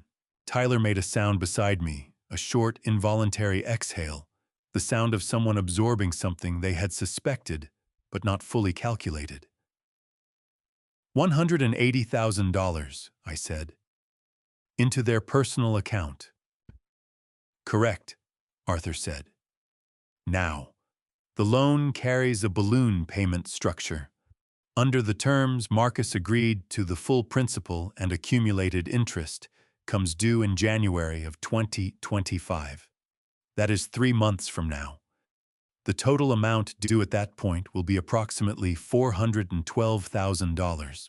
$412,000. Due in January. I looked at the conference table where Dorothy's will had been signed and thought about the text message Shelby Monroe had shown me. Need to close before December, no matter what. Now I understood the December. They needed the house sold and the cash in hand before January, so they could meet the balloon payment before the bank came looking for collateral that did not legally belong to them. What happens if he cannot pay in January? I asked. Well, the bank initiates foreclosure proceedings on the collateral, Arthur said, which in this case is your house. Except that your house was pledged as collateral fraudulently because Marcus had no legal authority to do so. Which means when the bank investigates why their collateral claim is unenforceable, they will find the forged power of attorney and the fact that the property owner never authorized any of this. He set the second folder down. At that point, the bank has both the motive and the obligation to report the fraud to federal authorities. Mortgage fraud under 18 United States Code Section 1014 carries up to 30 years in federal prison and a $1 million fine, Tyler said quietly. 30 years. That is the statute, Arthur said. He did not soften it. I am not saying that is what would happen. I am saying that is the exposure Marcus created when he signed his name to that loan application, using your grandfather's property as collateral. Arthur opened the third folder. Diane's situation is separate but connected. She has a personal line of credit from a different institution, taken out in her name alone 2 years ago, with a balance of $94,000 also coming due early next year. Combined, they are looking at over $500,000 in obligations due within the first quarter of 2025, with no realistic means of meeting them except the proceeds from selling this house. I looked at the number Arthur had written at the top of his legal pad. $506,000. That was what my son and daughter-in-law needed. That was the number they had built an 11-month conspiracy around. That was what Dorothy's ring and the forged signature and the nursing home brochure and the appointment with Dr. Holt and the group chat they had deleted me from were all in service of. Raymond, Arthur said, and his voice had shifted into the careful register he used when he was about to say the thing that mattered most. You have enough evidence to refer this to the FBI today.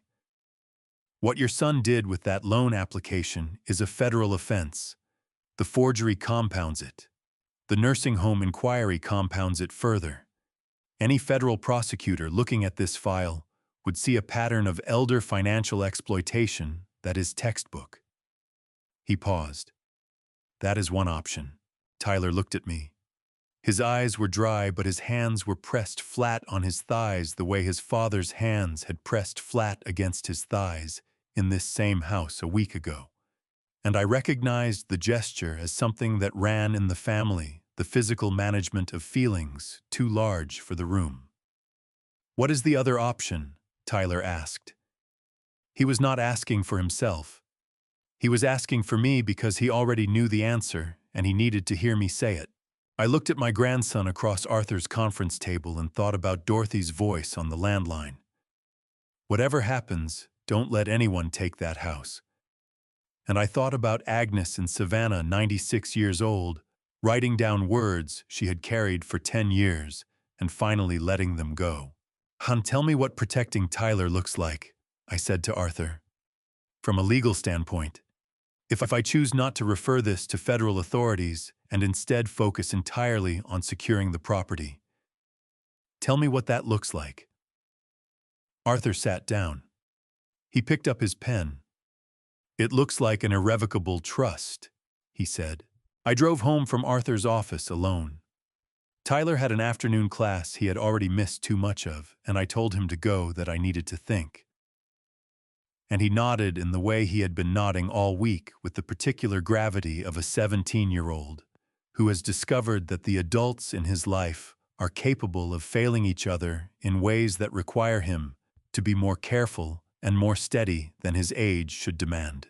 I pulled into my driveway at 1923 Birchwood Lane at 11:45 in the morning and sat in the car for a few minutes without getting out. The oak trees in the front yard were past peak color now, the leaves moving from amber into brown, beginning to let go. I had planted those trees the year Marcus was born, 44 years ago.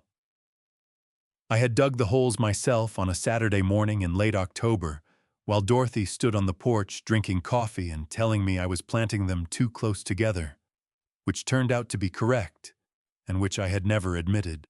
I went inside, made a sandwich I did not eat, and spent the afternoon doing the kind of purposeless moving through rooms that grief produces in people who are too disciplined to sit still and too exhausted to do anything useful. I checked the oil in my truck. I reorganized the top shelf of the workshop. I swept the back porch twice. At 9 o'clock that night, I went into the workshop and closed the door behind me. The workshop was the one room in the house that Marcus and Diane had not touched. Perhaps they had not seen the point. It held no resale value, no staging potential, nothing a buyer would photograph for a listing. It was just a 12 by 16 room at the back of the property, with a workbench along one wall and pegboard above it, and 40 years of accumulated tools hung in the specific places I had decided they belonged. The smell in there was sawdust and linseed oil and the particular cold metal smell of tools that have been used and cleaned and put away correctly. I sat down on the stool I kept beside the bench and put a blank piece of paper on the wood in front of me. I drew a line down the center. On the left side, I wrote FBI. On the right side, I wrote trust.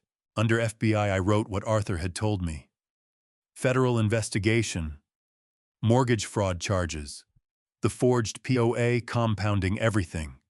30 years maximum exposure under the statute. Marcus and Diane facing federal prosecutors with a case file that included recordings, photographs, a real estate agent's testimony, a neurologist's office confirming a fraudulent scheduling call, and a 96-year-old woman's written account of a conversation at a lunch table in Savannah 10 years ago. The case was not airtight in the way that television courtrooms require everything to be airtight, but Arthur had used the word substantial twice, which in Arthur's vocabulary meant he believed it.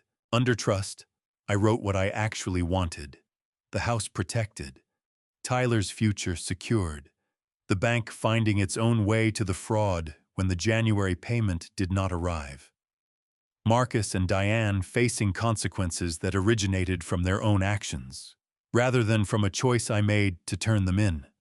I looked at both columns for a long time.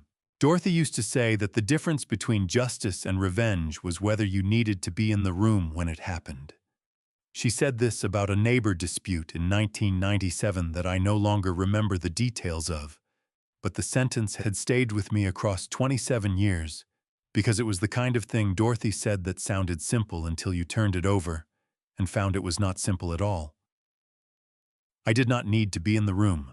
I thought about Tyler sitting beside me in Arthur's office, his hands pressed flat on his thighs, asking what the other option was.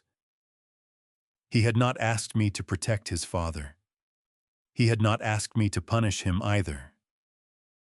He had just asked the question and waited because he was 17 years old and he had done everything right in a situation where nothing was right, and what he deserved from me was a decision made with his future in mind rather than my anger. I thought about Agnes, 96 years old, writing down words on a legal pad in Savannah, because I had asked her to carrying for 10 years a conversation she should have told me about forgiving herself for it, only because I had told her she could. I thought about Frances across the street with her tin box of photographs, 35 years of being a good neighbor distilled into a stack of glossy prints with handwritten captions on the back. I thought about Dorothy's voice on the landline. Don't let anyone take that house. You built it with your own 2 hands. Promise me. I had not let anyone take it. I picked up the pen and drew a line through the left column. Not angrily, not with the satisfaction that crossing something out can sometimes bring. Just a clean, deliberate line through the word FBI and everything I had written beneath it. Then I picked up my phone and called Arthur. He answered on the second ring. It was nearly 10 o'clock, and he answered on the second ring, which told me he had been expecting this call. I am not going to the FBI, I said.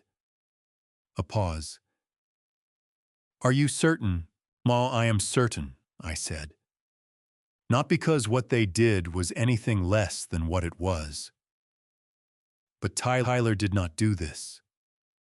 Tyler is the one who came to my back door in the dark and handed me the truth when he was afraid and 17 and had every reason to stay out of it. He should not grow up knowing that his grandfather put his father in federal prison. I looked at the blank right column on the paper in front of me. I want the trust drawn up. I want the house in Tyler's name with conditions that cannot be challenged or dissolved. And I want to make sure that when January comes and that balloon payment is not met, the bank finds what it finds on its own. I can have the trust document ready by Thursday, Arthur said. Good, I said. And Arthur. I want Tyler in the room when we sign it. I want him to understand what it means and why. I will arrange it, Arthur said. I set the phone down on the workbench and looked at the piece of paper with the line drawn through the left column. Outside the workshop window, the oak trees moved in the October wind, the same trees I had planted the year Marcus was born, dropping their leaves on schedule the way they had every October for 44 years. Tomorrow Marcus would knock on my door. I did not know that yet, but I would find out soon enough. Marcus knocked at 8:47 in the morning. I know the exact time because I had been awake since 5:30 and I had checked the clock on the microwave approximately every 40 minutes since then. The way you check a clock when you are waiting for something without admitting to yourself that you are waiting for it. I was standing at the kitchen counter with my second cup of coffee when I heard the knock at the front door 3 times softer than a stranger's knock, the knock of someone who is not certain they will be let in. I set my cup down and walked to the door and opened it. Marcus looked worse than I had ever seen him. He was wearing the same jacket he had worn the night I came home, but it hung differently now, the way clothes hang on a person who has lost weight quickly and has not yet replaced anything to account for it. His face was unshaven, and the skin beneath his eyes had gone the grayish purple of someone who had not slept properly in at least a week.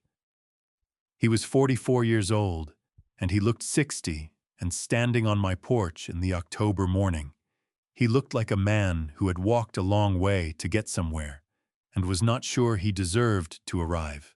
"Dad," he said. His voice broke on the single syllable cracked right down the middle of it, and his eyes filled so fast that I understood the tears were not something he was producing for effect, but something he had been holding back for the entire drive over and had simply run out of road to hold them on. "Can I come in?"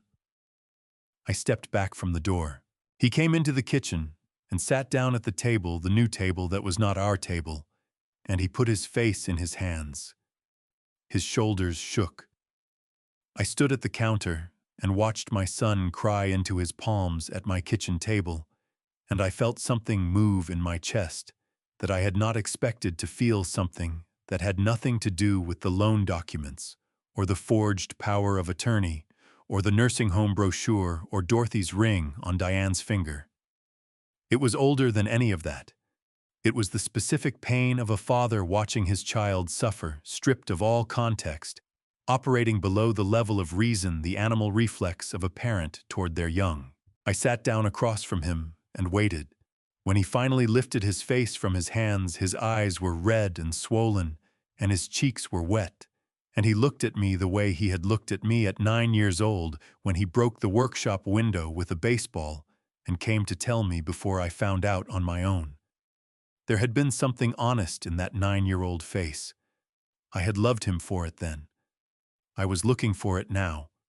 "I am so sorry, Dad," he said. His voice was raw and unsteady. "I know that is not enough. I know there is nothing I can say that makes any of this right.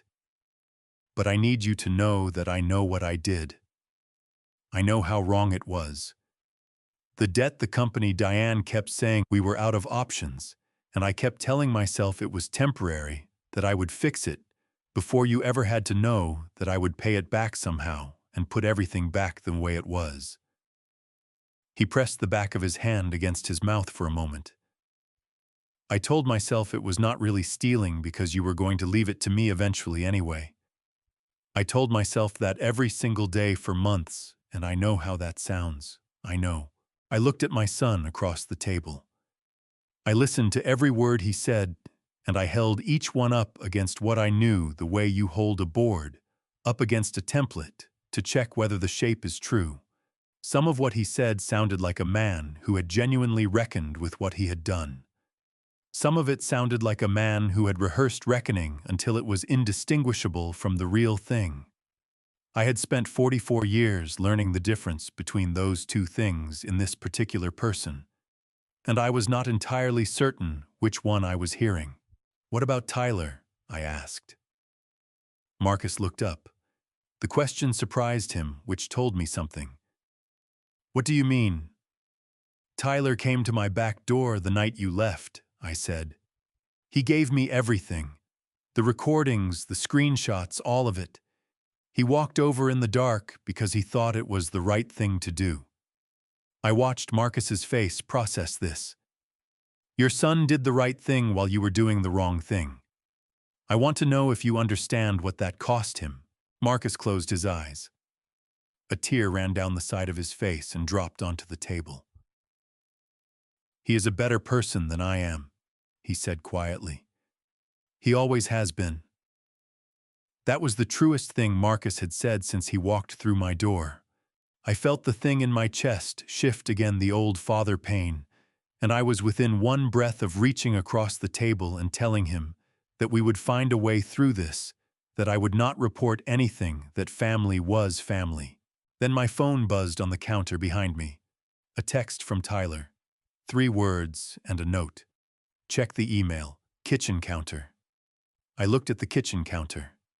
A printed email lay there that had not been there when I went to bed, which meant Tyler had come in through the back door before Marcus arrived, and left it where I would find it. I picked it up. It was from First Meridian Bank, addressed to Marcus, dated 2 days ago. The language was formal and precise, the language of institutions that deal in large sums and have legal departments. It stated that given the questions raised regarding the authorization of the collateral on his loan, the bank required a signed confirmation from the property owner of Record 1, Raymond James Caldwell, verifying his awareness of and consent to the loan terms to be provided within 14 days, failing which the matter would be referred to the bank's fraud investigation unit. The bank needed my signature. Without it, Marcus faced a fraud investigation that would lead exactly where Arthur had described. And Marcus had come here this morning, knowing that. I set the email down on the table between us. Marcus looked at it. He did not look at me. "The bank needs my signature," I said. My voice was level, and even the voice I had used my entire life when I needed to say something that had to be heard exactly as I intended it. "That is why you came this morning." He did not answer. He kept his eyes on the table and his hands wrapped around each other in his lap, and his silence was the most honest thing he had offered me since he walked through my door, more honest than the tears and more honest than the apology, because it did not pretend to be anything other than what it was. I stood up from the table. "You should go, Marcus," I said. Arthur called it an irrevocable trust, which is a legal term that means exactly what it sounds like. Once signed, it cannot be undone. It cannot be modified, challenged, dissolved, or renegotiated. It does not bend to circumstances or family pressure or the arguments of people who believe they were owed something they were never actually promised. An irrevocable trust is a statement of permanent intent, and on the morning of October 10th, I drove to East Broad Street with Tyler in the passenger seat, and I intended to make one. Tyler had not said much since the morning Marcus came to the door. He had texted me that evening to ask if I was all right, and I had called him back and told him what happened, including the part where I had come within one breath of believing his father, and he had listened without interrupting, which was a quality I had always valued in him. When I picked him up at 7:50 on Thursday morning, he was wearing a button-down shirt, which he did not usually wear to school, and he had combed his hair, and I understood without asking that he had dressed for this, the way you dress for something that matters. Arthur's conference room felt different that morning. Smaller, maybe, or more focused, the way rooms feel when the people in them have arrived for a specific purpose, and everyone knows what it is. Arthur had 4 copies of the trust document laid out in a row, each tabbed at the signature pages with small colored stickers, the way legal documents are tabbed, when a careful attorney wants to make sure nothing is missed. He walked us through it, standing at the head of the table, reading glasses pushed up on his forehead, referring to the document the way a person refers to something they have read so many times.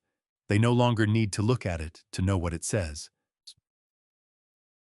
The property at 1923 Birchwood Lane, Columbus, Ohio, Arthur said, is transferred into an irrevocable trust today, October 10, 2024, with Tyler James Caldwell named as sole beneficiary.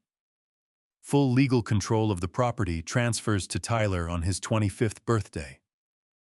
Until that date, the property is managed by 2 co-trustees, myself, and a licensed trust officer from Heartland Title and Trust, who will ensure the property is maintained taxed appropriately and protected from any third-party claims. He looked at Tyler over his reading glasses. That last part means that no one, including your parents, can occupy, sell, rent, place a lien against, or make any legal claim on this property while the trust is in effect. The trust is the owner of record.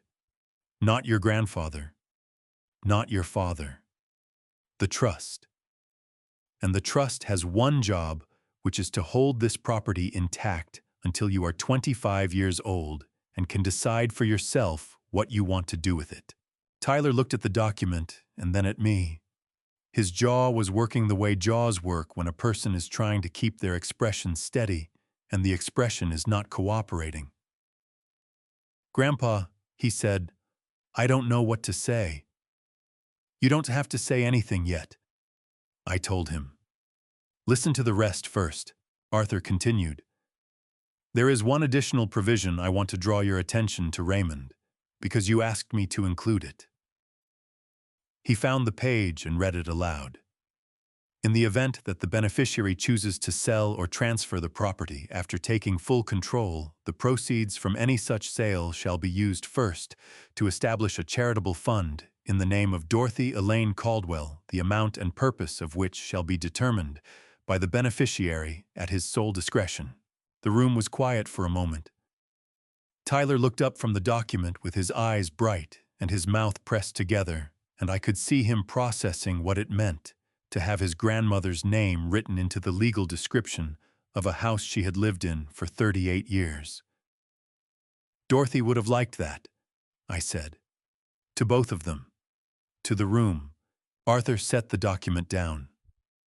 "Raymond, I need to ask you formally for the record as required when establishing an irrevocable trust of this nature. Do you understand that this action is permanent and cannot be reversed once executed I understand, I said. Do you enter into this agreement of your own free will without coercion and with full understanding of the legal consequences? I do, I said. And do you affirm that you are of sound mind and full legal capacity to make this decision today? I almost smiled at that one. I drove myself here, I said. I parallel parked on East Broad Street on the first try. Yes, Arthur. I affirm it. Arthur allowed himself a small smile in return. All right, he said. Then let's sign.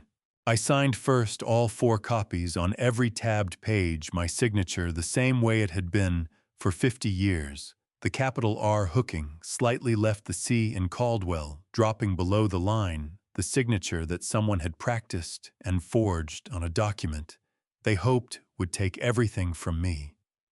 I signed it now on a document that would protect what mattered most. Then Arthur signed as trustee. Then his notary came in and witnessed and stamped, and the whole thing was done in 11 minutes, which seemed fast for something permanent, but that was how permanence worked sometimes. The moment itself was brief. What it produced was not. Arthur handed Tyler his copy. Tyler held it with both hands and looked at it for a long time without speaking. His throat moved.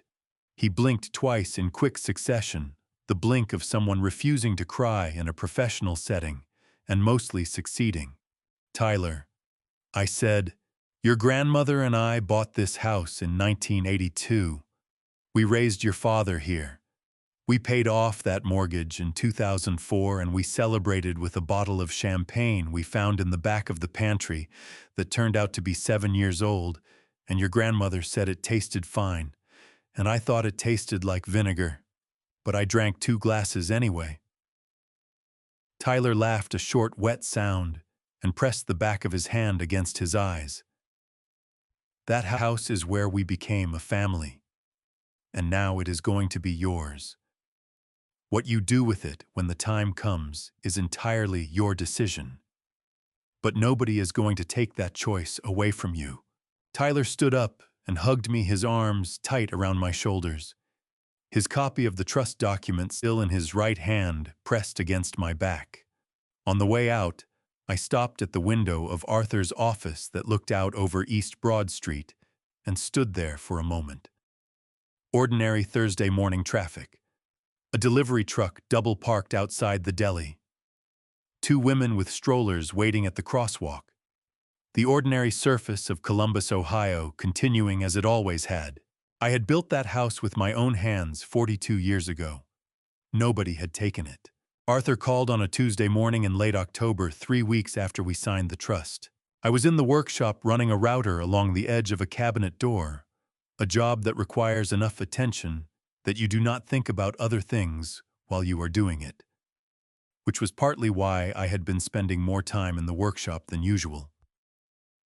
I turned the router off and picked up the phone, and Arthur's voice came through with the particular steadiness of someone delivering information they have been organizing carefully before calling.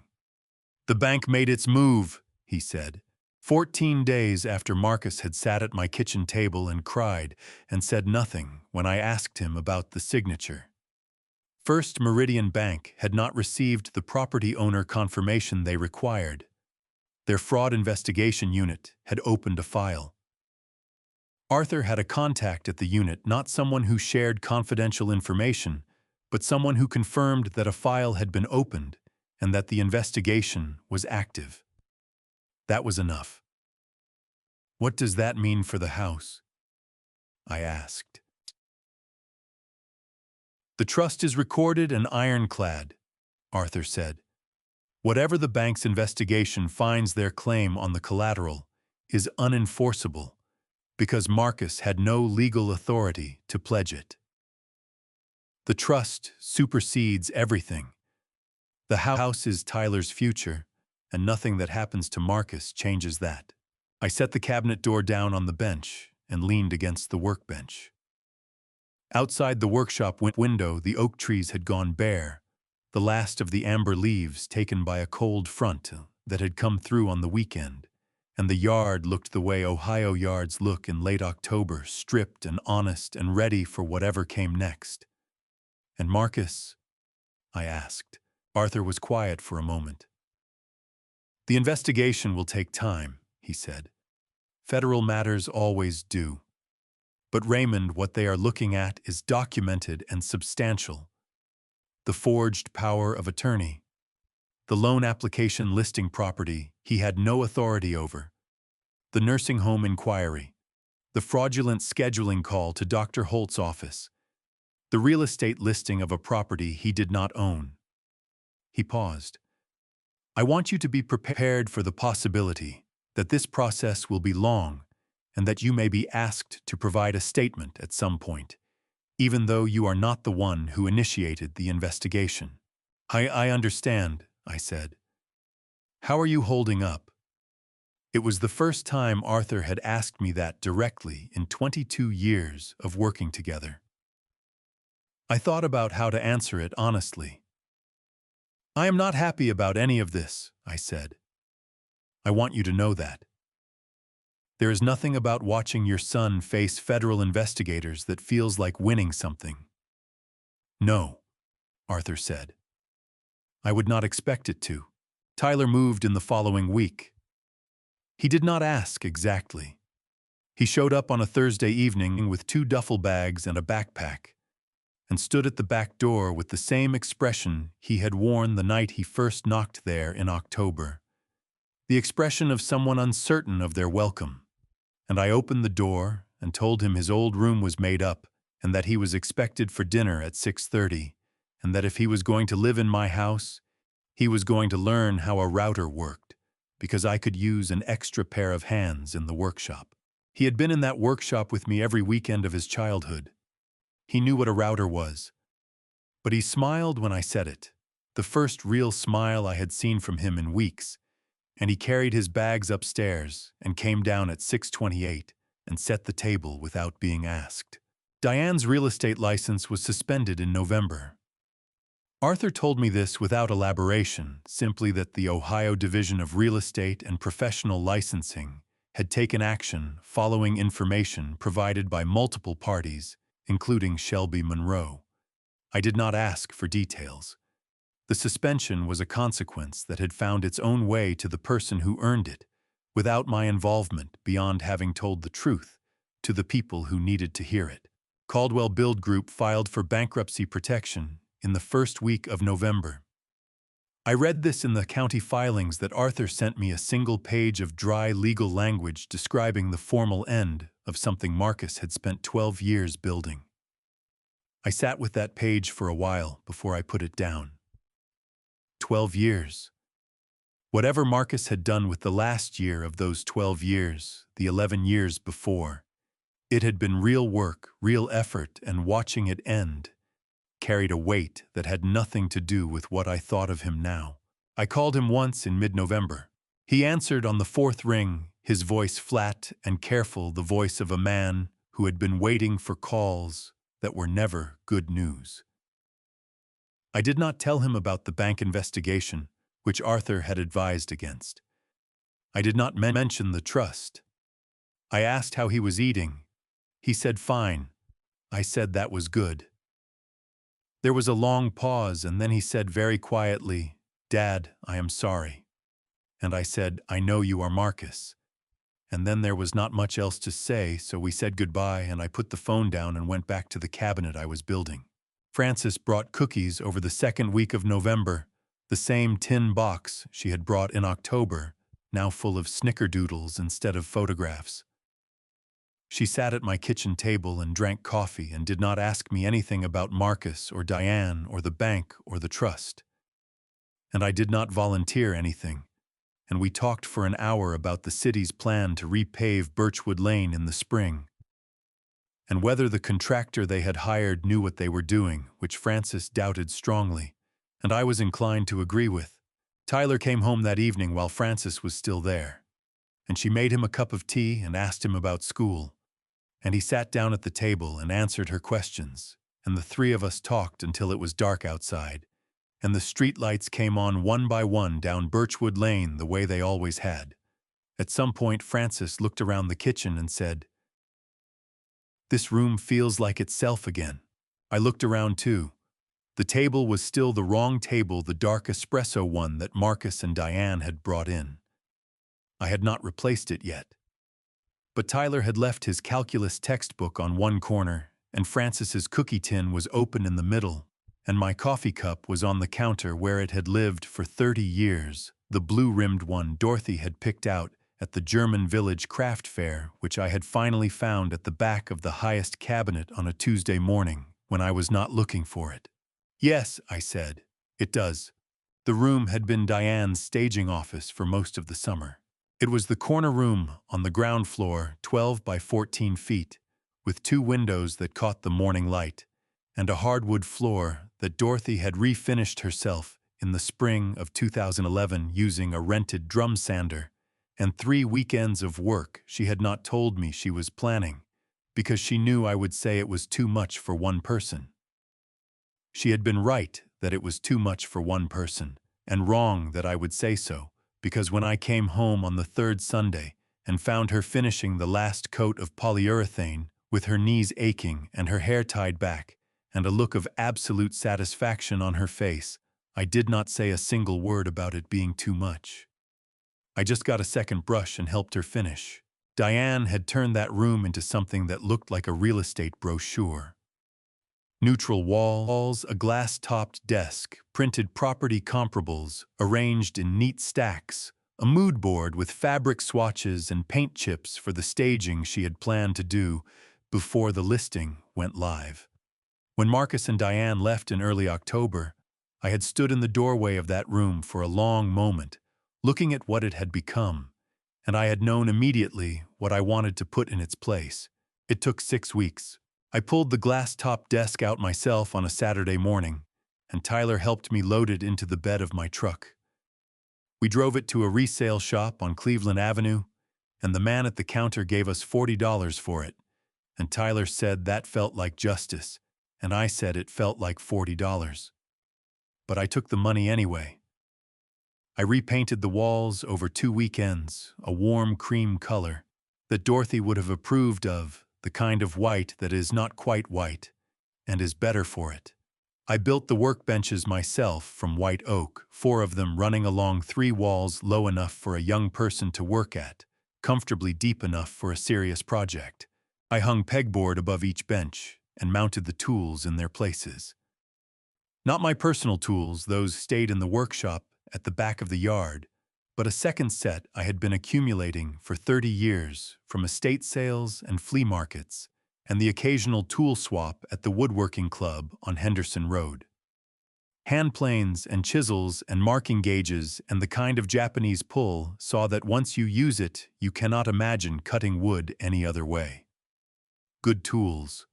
Honest tools, the kind that teach a person something about patience and precision just by being held correctly. Tyler painted the sign himself. I had asked him if he wanted to, and he had said yes without hesitating, which told me it mattered to him in a way he did not know how to say directly.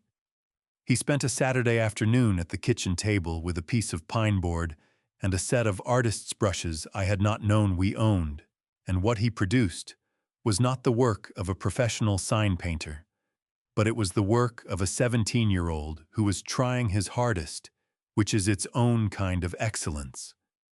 Caldwell Family Workshop. Dark green letters on a cream background, each one slightly different from the others in the way handmade things are different, which is what makes them worth keeping. We hung it in the window on the first Saturday of December. The first class was the following Wednesday afternoon. 6 young people from the neighborhood ranging from 15 to 19, all of them referred by the community center on Morse Road, where Tyler had put up a flyer 2 weeks earlier. They stood in the doorway of the corner room on a December afternoon with their hands in their pockets and the particular self-consciousness of young people who have signed up for something they are not entirely sure about. And I stood at the front workbench and told them we were going to make a small box today, a simple dovetail box, and that by the end of the afternoon, they would understand 3 things about wood that they did not understand when they walked in. Tyler stood at the bench beside mine, and when I handed out the tools, he moved through the room with the ease of someone who had been doing this since childhood, because he had been adjusting grips and explaining angles with the patience of a natural teacher.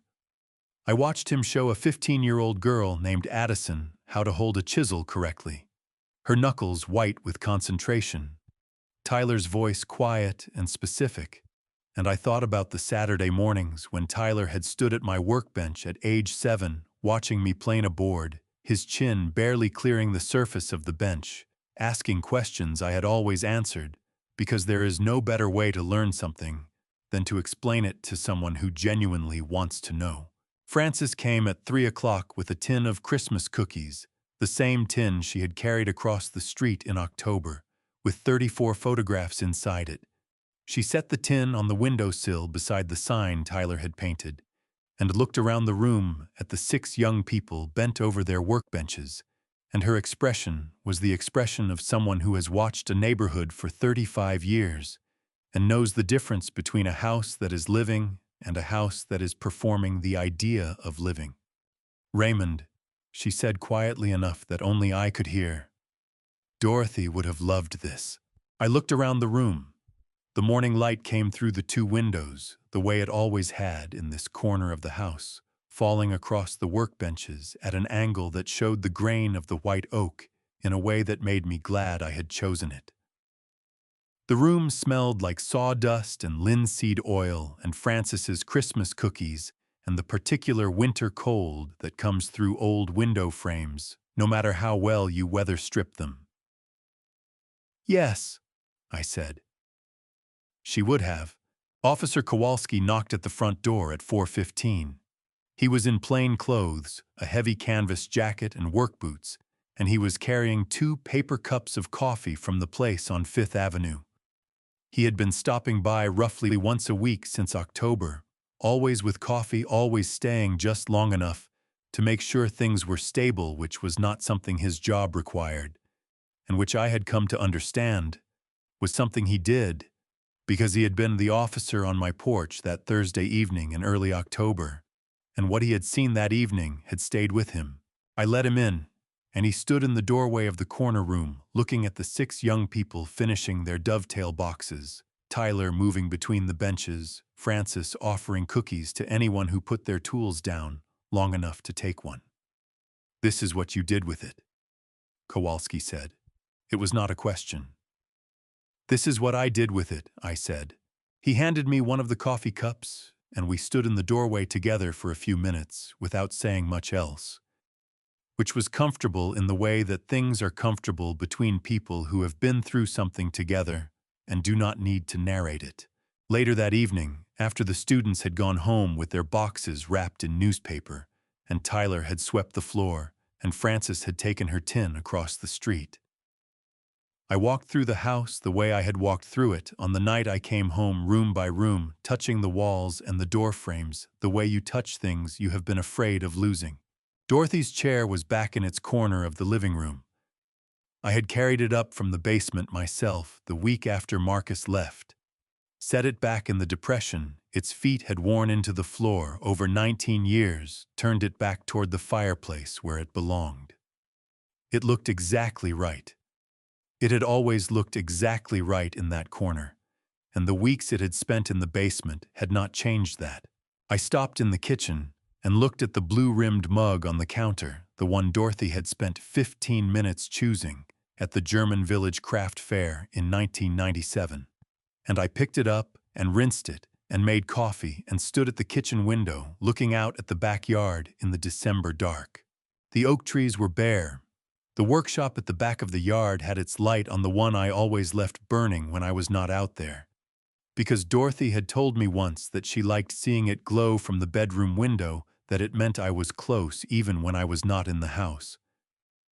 I had not turned that light off in 4 years. 42 years. That was how long I had lived at 1923 Birchwood Lane. A house is not a lock and a key. It is not a loan application, or a forged signature, or a staging office with a mood board and fabric swatches. A house is 42 years of coffee at this window, and the depression a chair leaves in a hardwood floor, and a voicemail you did not know was waiting for you and a neighbor who kept 34 photographs in a tin box because she knew something was wrong and she wanted you to be able to prove it. It is a 17-year-old boy who walked across the street in the dark because he believed the truth was worth the cost of telling it. It is the smell of sawdust on a December afternoon, and 6 young people learning that wood has a grain and that working with it is easier than working against it. I had built this house with my own hands, and nobody had taken it. And tonight, the workshop light was on, and Tyler was upstairs doing homework, and Dorothy's chair was in its corner facing the fireplace exactly where it had always been. I drank my coffee and watched the light in the workshop window glow steady and warm against the December dark, the same way it had glowed every night for 42 years, the same way I intended it to keep glowing for whatever came next. This is one of those grandpa stories I never planned to tell. But here I am telling it because I believe God puts certain moments in your path not to break you, but to show you exactly how strong the foundation you built actually is. I made one mistake that almost cost me everything. I trusted blindly because Marcus was my son, and I believed that love was enough to make someone honest. It was not. If this family story teaches you anything, let it be this: do not wait for proof you cannot deny before you protect what you have built. Talk to an attorney. Update your documents. Know what you own and make sure the right people know it too. I am not a perfect father. I spent 42 years building a house and not enough years making sure my son understood that inheritance is earned by character, not assumed by birth order.